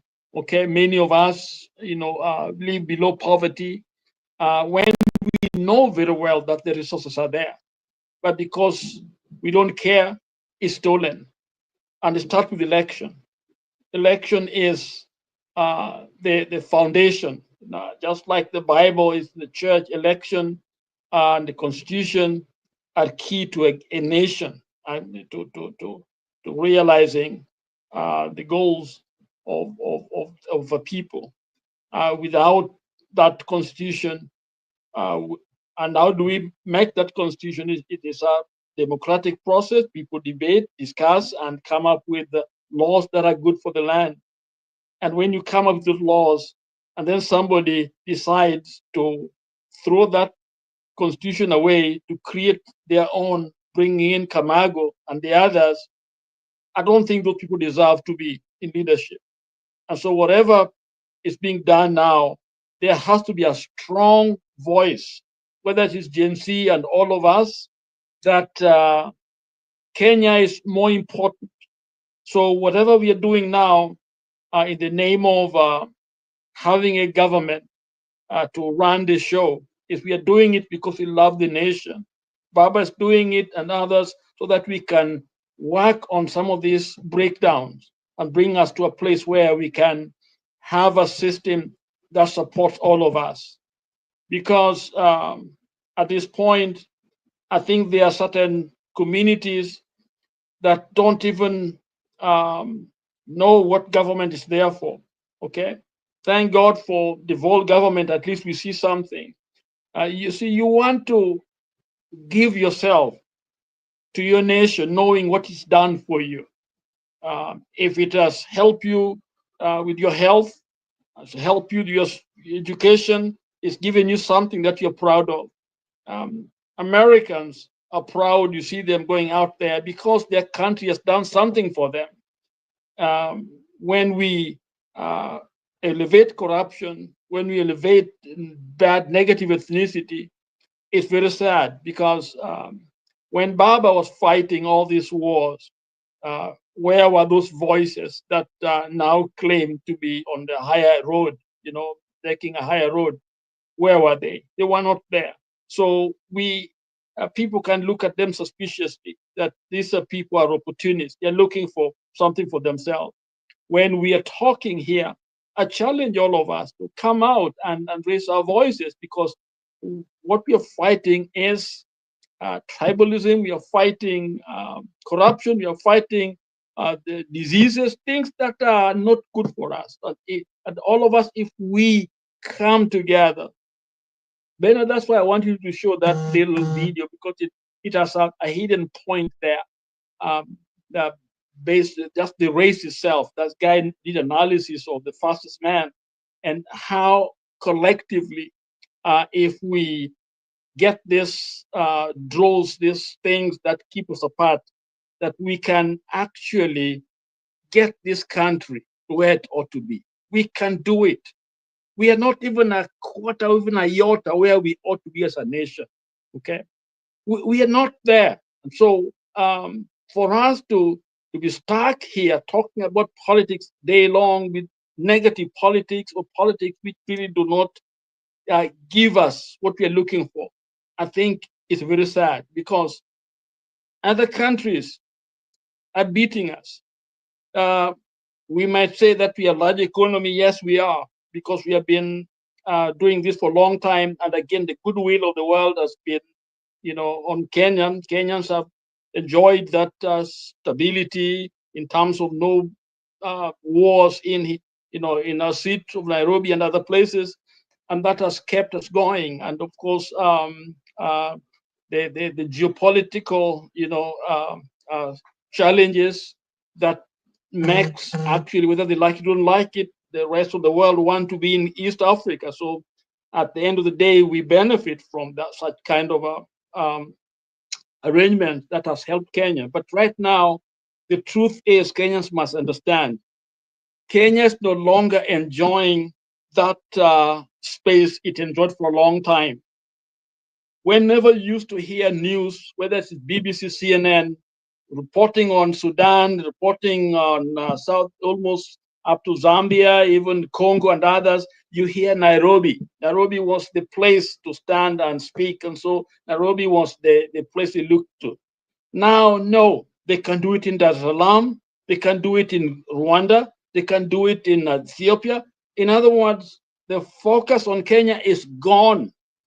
The free flow of money and services that used to come to Nairobi, they are gone. The tourism that we were the monopoly of it, now they are gone. They're going to other places, okay? Because usually in the past, people would come to Nairobi in order to be able to go to Sudan. Nairobi was the landing point to cover all these places. So of course, money would be there, hotels have to be there, the Western money keep on flowing, and the East and the rest. But they don't have to do that anymore. Others have caught up. And if we are sleeping, we keep on sleeping, talking day and night on things that really will not help us. We are going down big time. So I just want young people and all of us to have this agency. So when we are doing what we are doing, let our voices be heard. Let us challenge these tribalists and others to stop what they are doing, and let us put our nation ahead of ourselves, and so that we can be able to achieve the goals of this nation. So back to you, Bernard. Okay, thank you, Lala. You didn't say something about the president and his tours around the country. Now that he's going to Mount Kenya for 7 days, in the pretext that is Bernard. Yes. I mentioned that in the that is definitely wrong. Very, very wrong. Yeah. Traveling all over, very wrong. I gave an example of my job as part of the crisis management team. Okay, the central command is key to running things. Okay, that's where the policy is set, where you decide. So if something would happen right now, I don't go to where the action is. I'm going to the center of the center, because that's where things happen. So if a president is running every day, on top of cars, and when does he work? Okay, I think that question has been raised here. What time does he sit down and plan and use all the resources he has, the intelligence and the communication from every part of the nation, and formulate all that information, put them into policy that can help the nation? What time does he have for that? Okay, coordinate with other leaders and put things together. He has got none of that. No, it's not doing that. It's still campaigning. This is a campaign. And to me, Mama Selina mentioned development. I don't think it's bringing development. I think it's taking away from development because the resources are used. You see so many vehicles traveling, gas or the amount of money spent. People left their post to go and travel with him from all over. I mean, it's sad. It's actually very embarrassing to see how many people travel with the president when actually you come to the West and other places, Scandinavia, see a president riding a bike. They're going for meetings, just few of them.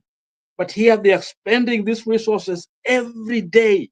Look at that line. The gas that the amount of money is spent, and you know very well that a Kenyan politician, those leaders, they earn higher than the West.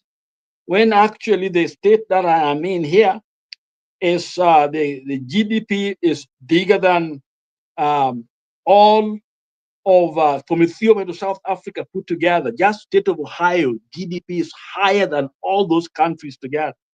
Just one.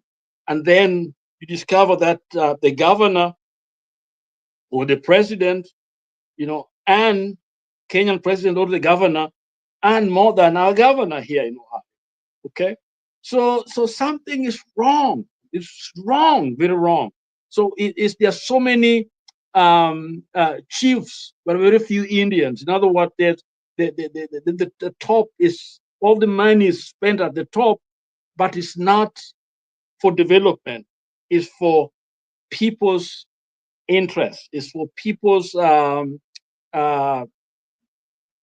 lifestyle. Is to make them look big, buy chase cars, and look, and so that's what we think is development. When actually we have been independent for such a long, long time, and this is what we can show. Okay, so I pray that Baba and the rest will work hard to change this, but our voices must be out. We must raise those voices so that we don't just do tit for tat. This time is your time, that is our time, and all time. It's so sad. Back to you, Bernard. Okay, so thank you, Reverend Lala. We appreciate that, and it is still back to the same point of PR exercise to get Kenyans to see that something is being done.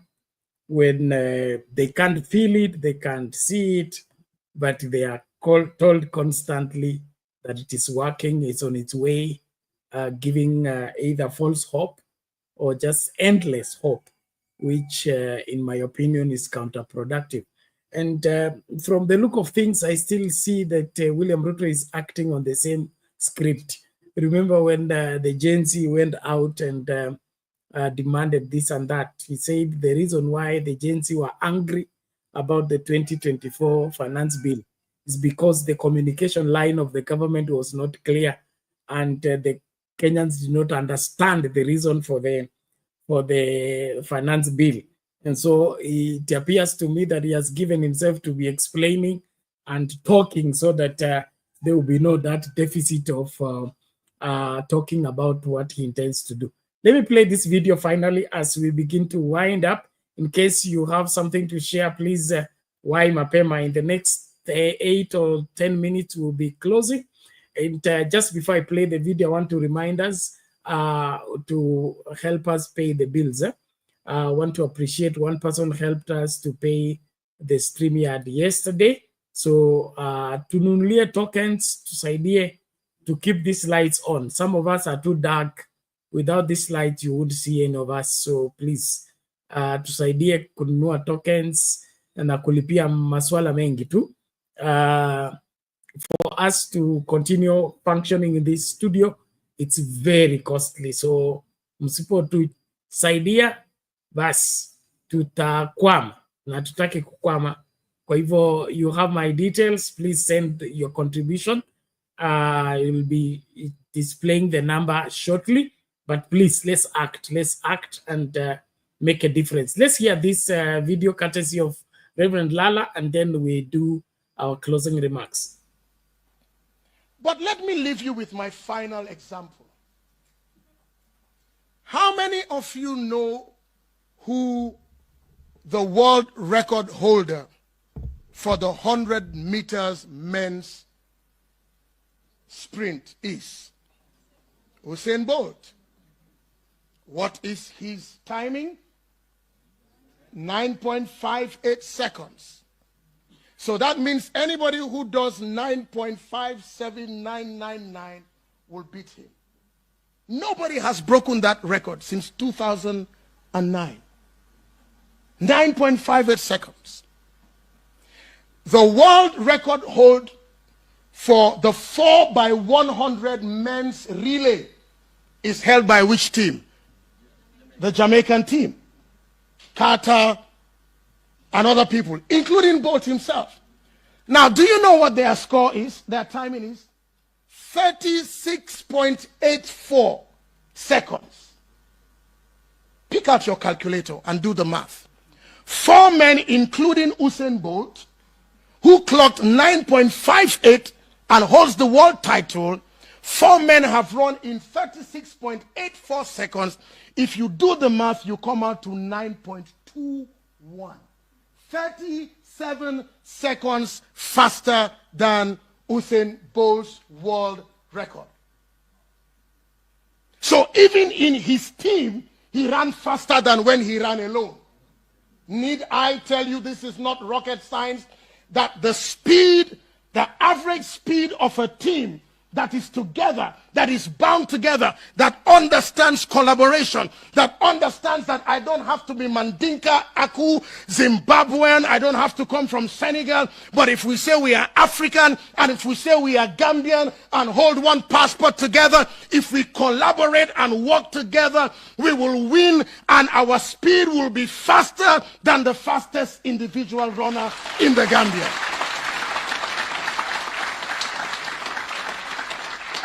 Let me leave you with that, fellows. Run together. Leave these premises with that in your mind.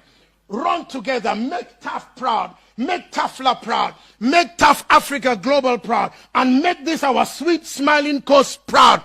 And make your families proud, because you understand that none of us is as good as all of us put together. And let's trample tribalism, trample all these things on foot, work together as one people under one God, and bring the levels of prosperity and success that we have never seen. 37 seconds.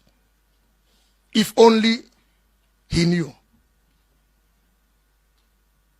9.21 as opposed to 9.58.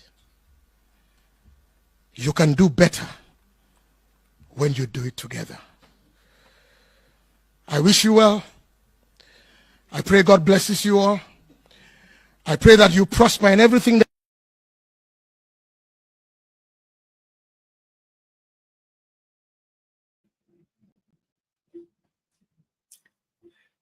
There you have it, ladies and gentlemen. None of us is better than when we are all together. And so the change we need in this country is not in factions. It's not Mrengo who fighting Mrengo who. If you associate with this, you are an enemy of that. If you go greet this one, you are an enemy of that. That is the same old approach that has landed us where we are. Can we cross those lines and get to the place where our being Kenyan and being African and being placing the interests of the country ahead of our personal interests and personal preference becomes something we live by. It's not something we wear over during election time and then we drop it as soon as the elections are over. We must, as a people, embrace the fact that putting the interests of the country ahead of your personal preference is what really helps the country and is what is really needed in this time and age. The other things are all formalities which are not taking us any far. There was probably, this is not the best time to bring up that, but our time is really gone. I just want to encourage us to remain focused.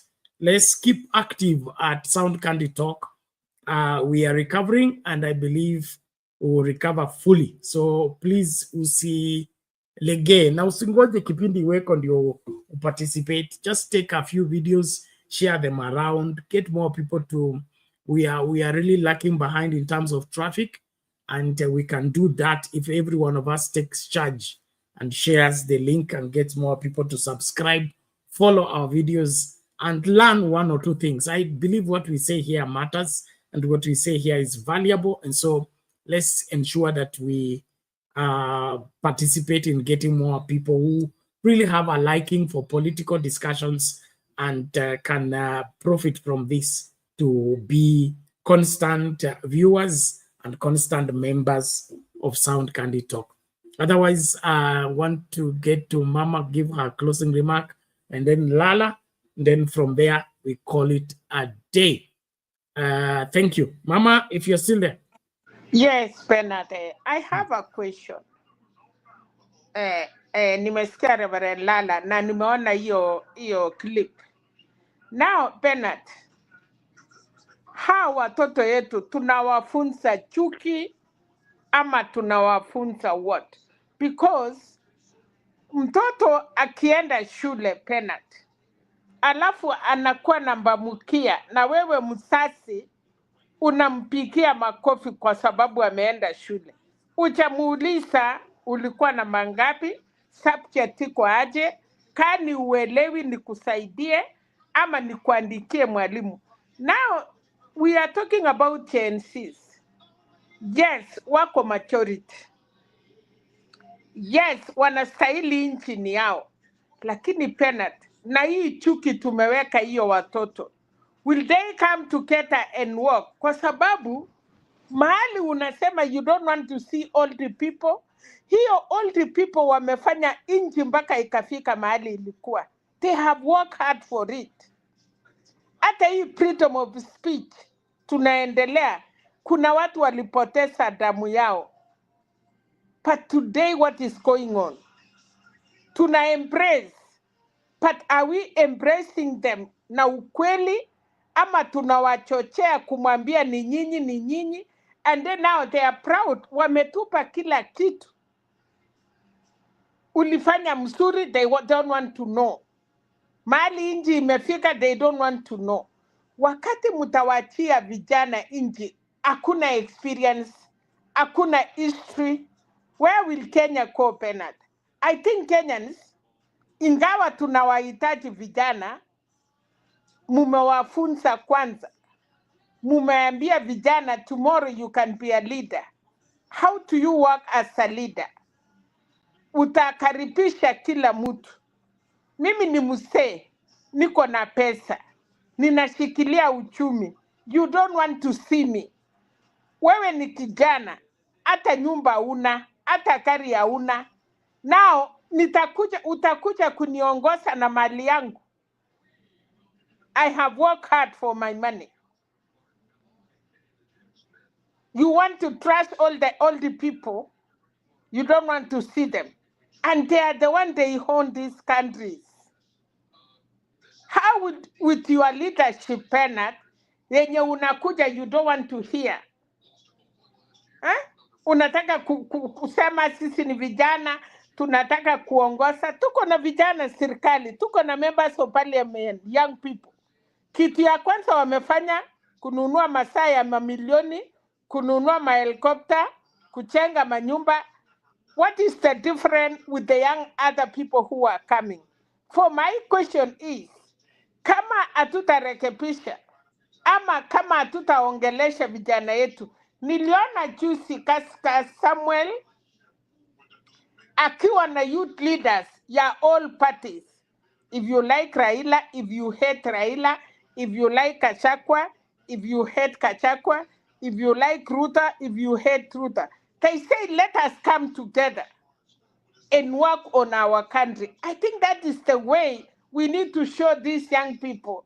Like, kama unitaki, si lazima unitarau, uachane na mimi nifanye kazi yangu. So, mimi nauliza hivi, in 2 years coming, they are the majority. Na atuwarekebishi kuambia, hata kama hao wase wamefanya, kuna wakati walikuwa vijana and they did their part. They are proud up to today. Pena tukimaliza ama tukifunga, tafadhali tusaidia. Unaona kanisa walikataa kurekebisha kanisa, imeenda out of hands.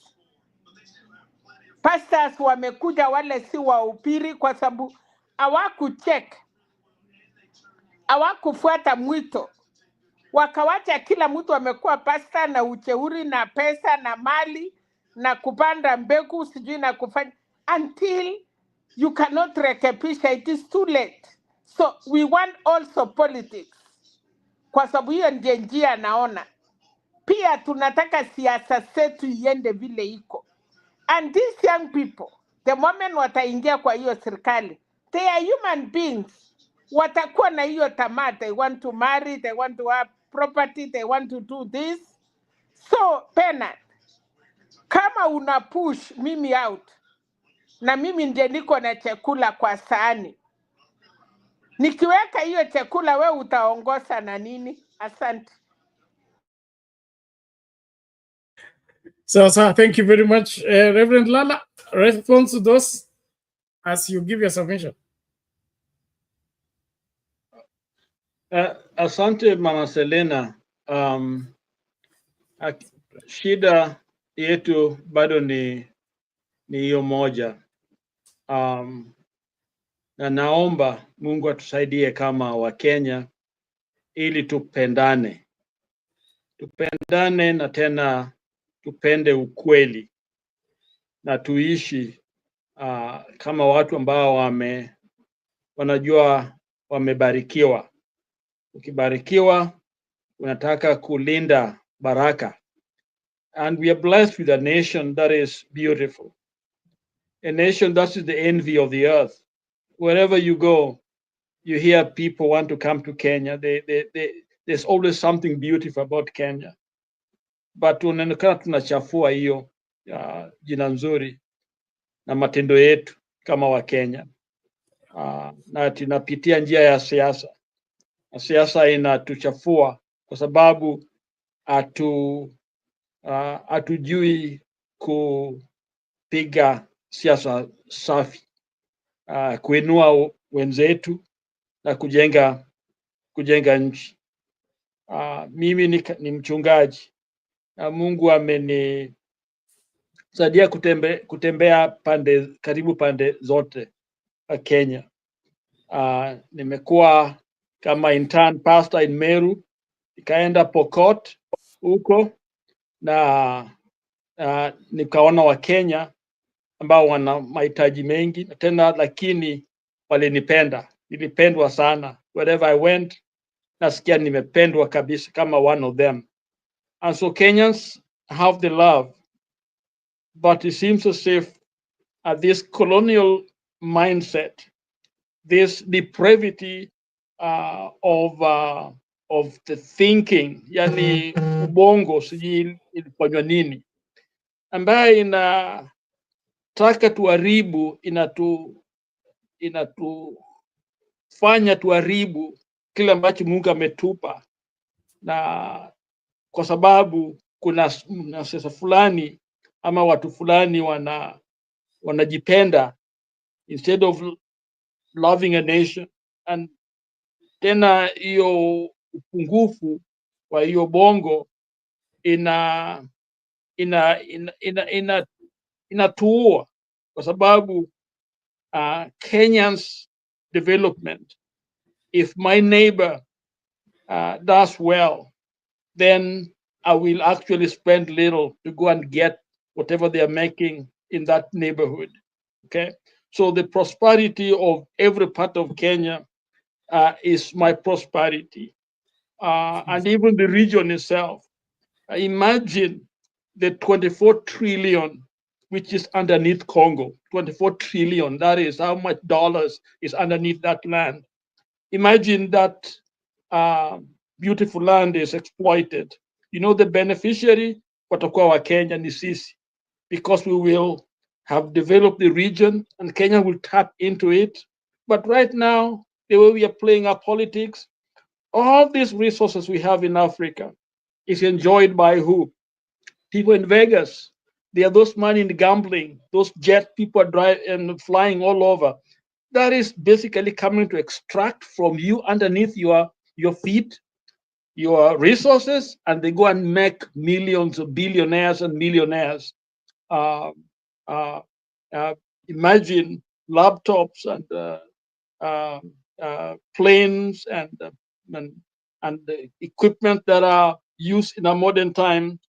70%, I think, is the cobalt, come from Congo, which means you can take a car and drive there and make those millions. But we don't do it because we are busy fighting each other. And even in Kenya itself, we have so much underneath. But the saddest part is that our brains, I don't know kama tunasoma kienda mashule, manake tunasoma, lakini when we come home, what we are doing is not development. So my prayer for all of us, even today, that let us be together. Let us see each other as brothers and sisters. Let us put our resources together. And you know what? Nobody can beat us, just like that video. No one can beat us. God has provided for us a way to win this war, but we are not listening. So my prayer is that we educate ourselves. My people are perishing because of lack of knowledge. Most of us are perishing because of lack of knowledge.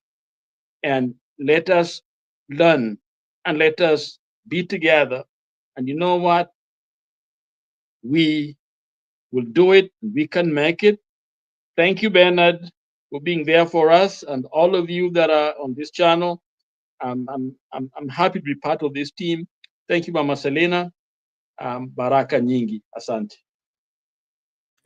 Amen. Thank you, Reverend Lala. We appreciate that, and we want to appreciate everybody who has participated in the success of the show. Mama Selena, kama una la mwisho tafadhali kalingamue tunganavong'atuka. Sina lingine pena, ni kusema asante tu, tuonane kesho kama tutaweza, kwa sababu tunaingia spring, mahali mingi tulikuwa tumefungiwa wakati ya winter sana. So mambo sahi hakuna excuse, ni kuenda kukimbia usiku na mchana pena. Tuko marathon now. Thank you. So thank you, Mami. Thank you. And on the point of hate and hard-seated disdain of leaders being being entertained by the young people. As young people, just listen and hear well. You don't go far with hate. You can only go far with love. And we are not asking you to love any politician or love any leader. We're asking you to love the country called Kenya to a level whereby you'll be willing to lay down your life to make Kenya a success. If you think that you can make Kenya better by encouraging people to hate and despise the people who have paid their, who have labored before you, who have made it possible for you to be able to express yourself at this point in time, that hate will be a limitation for you. It will hinder you from becoming what you are intended to be. So the best way to go about your quest for a better Kenya, forgive those that have wronged you, embrace the future with a clean heart, with open arms, with an open mind, and work with whoever that is working towards the betterment of this country. One of the things that made the acceleration of the independence program was the Jaramogi Oginga's approach of approaching every community. Every community had their leaders, and they were willing to fight individually. He told them we can't go further like that. So let's come together. Let's fight together. And that togetherness is what brought about our independence. This emancipation we are looking for economic liberation, it will also take us coming together, forgetting our differences, our tribes, our level of education, and all that. Let everybody do their part in ensuring that this country will no longer continue to be a country for the few at the expense of the rest. We must, as a people, pull together and secure everything, because our children depend on the decisions we make. Our children's future depends on what decision we make. And so let us allow that to weigh heavy on us and make us to be disciplined enough to do the right thing, even when we are invited to do the wrong thing. Run away from seats and wherever conferences of hate and maligning and mud slinging. Run away from them. I will finish with this Psalms chapter 1. I say, blessed is a man who does not walk in the counsel of the ungodly, nor stand in the way of sinners, nor sit in the seat of the scornful. So this man decides he will not walk in the counsel of the ungodly, or stand in the way of sinners, or sit in the seat of the scornful. He says his delight is in the law of his God. That is where he meditates day and night. It's like a tree planted by the river, whose leaves don't wither, and he produces his fruit in his season. The Bible says, whatsoever he doeth, it shall prosper. So run away from any platform where only is being spitted out is hate, despise, disdain, and all manner of kudarawat. That platform is not helping you. It is limiting you, is hampering you from maximizing who you are and become useful for this country. So wake up and realize that there is a lot that needs to be done. We'll need a clear mind, a clear understanding to get much more done. So tusahau tofauti zetu, tushirikiane kwa pamoja, tutekeleze wajibu wa kuokoa nchi hii kabisa kabisa, turudishe kwa msingi wa katiba na msingi wa kulinda kila Mkenya. Msingi wa kulinda kila Mkenya. Sio Wakenya wengine ni walala hai, wengine ni walala hoi. So walala hoi wafe, lakini walala hai walindwe kwa vyovyote vile. Hapana, tunataka Kenya ambayo inalinda kila Mkenya, inashughulikia kila Mkenya, inahifadhi kila Mkenya na kwa manufaa ya kila Mkenya. So tafadhali tumakinike katika hayo. Until we meet in the next show, I just want us to remember we are paying our bills. Please support us. And then, of course, Frank was here, has been here all week long. He went back to see Shosho. He'll be reporting back in class again on Monday. Let's also support Frank. This is 22nd. We'll need to pay their bills as well. Remember, Frank is our responsibility as Sound Candid Talk. So, tusilege, tusichoke. Wajibu umetuita, basi tuitike na tutekeleze wajibu huo ipasavyo. Probably this will make us think again. Let's just listen to this as we close.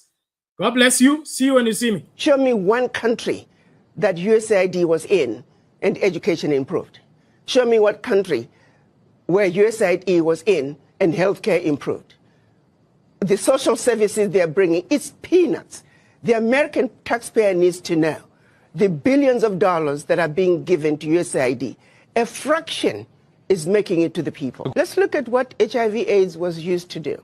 We know of a program that was run out of South Africa where they actually were injecting people with the virus. The reason some of the AIDS virus spread as rapidly as it did in Southern Africa, there were some very dirty games being played on African people. They were using Africans as guinea pigs for experimental activities. Even when you look at every aspect, they're using us as guinea pigs. Yes, there is some good, a percentage of some good, but not all of it is done with good intentions. You look at agriculture, they're destroying African agriculture. by introducing those GMOs. You plant your seed in one season, your soil is finished. We used to have seeds that we can use from one season to the other.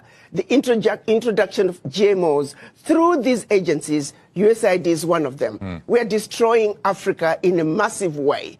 A little good is coming out, but by and large, the end result, they mean no good. They can turn around and give us an inventory and say, as long as you have been in Africa and also other parts of the world, show us your success rate. You claim you are helping governments with education and healthcare. Show us your success rate. But I also turn around and say, African governments, why do you need this little aid to assist you in providing proper healthcare, proper education? The average African government can afford to provide those services for their people. Why does such a continent that did so much to help Europe recover continue to be so poor? Let's be realistic here. Let's not talk about peanuts. Africa does not need the aid. What we need is for those who are exploiting Africa to stop. Africa has everything it needs. If Africa could have contributed as much as it did to the recovery of Europe post-World War II, why wasn't Africa equally developed? This is a wake-up call to the African leaders to take inventory of what is really happening in their countries. Do they really need the peanuts that are coming in as aid? What is really going out? If I may use the example of what happened in Niger, when the government decided they were going to take over the mining of their uranium. The French companies that were mining the uranium were paying the government 80 cents a kilo for the uranium, and then turning around and selling the uranium to the rest of the world at 200 euros a kilo. So that one move from the Nigerian government to say we are now going to take ownership of our own uranium, they went from realizing about $1 billion in uranium resources to over 300 billion a year. Do you realize what I'm talking about? No amount of NGO could bring that kind of money. And this is only one mineral. Now imagine the country taking inventory of all their minerals and benefiting from their natural resources like the rest of the countries in the Western world. That is what African leaders need to look at. Do you see that in the horizon of African leaders right now? They're do you see them? Who do you see as the standout winners of that kind of change? And who do you think is still chasing AID contracts? Let me tell you, we need to look at what's happening in Burkina Faso, Niger, and Mali. President Traore is standing up. He is saying the natural resources in Burkina Faso, they belong to the people of Burkina Faso. Niger is doing the same thing. Mali is doing the same thing. Every leader must look at what's happening in the Sahel nations to say, like anybody else, you must take care of your people. You have your natural resources. You have everything you need to take care of your people. Why do you continue to be beggars? Look at what is being brought in by not only USAID, but all the NGOs in your country. It's peanuts. It's a joke that the African leaders should continue to be beggars of peanuts when you are looking and allowing billions to get out of your country year in and year out, if not trillions, in natural resources that your people should be benefiting from. It is a wake-up call for African leaders to wake up and say, President Trump is saying, US first, America first. You too must say, your country first, because you have everything it takes. It is a joke. It is embarrassing to see I have not seen any African leader cry over USAID living. I can tell you for a fact, the average African leader privately is celebrating the exit of USAID because they know what is really going on.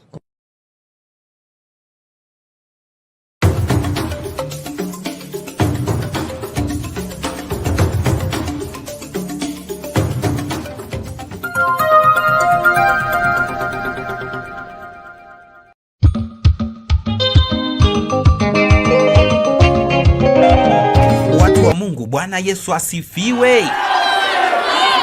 Kipindi cha mahubiri kimerudi tena kwa kishindo kwenye Sound Candy Talk. Tunakufundisha, kukuelimisha na kukutia moyo kwenye Daily Bite. Mafundisho kamili ya Biblia kila siku kwenye runinga uipendayo ya Sound Candy Talk.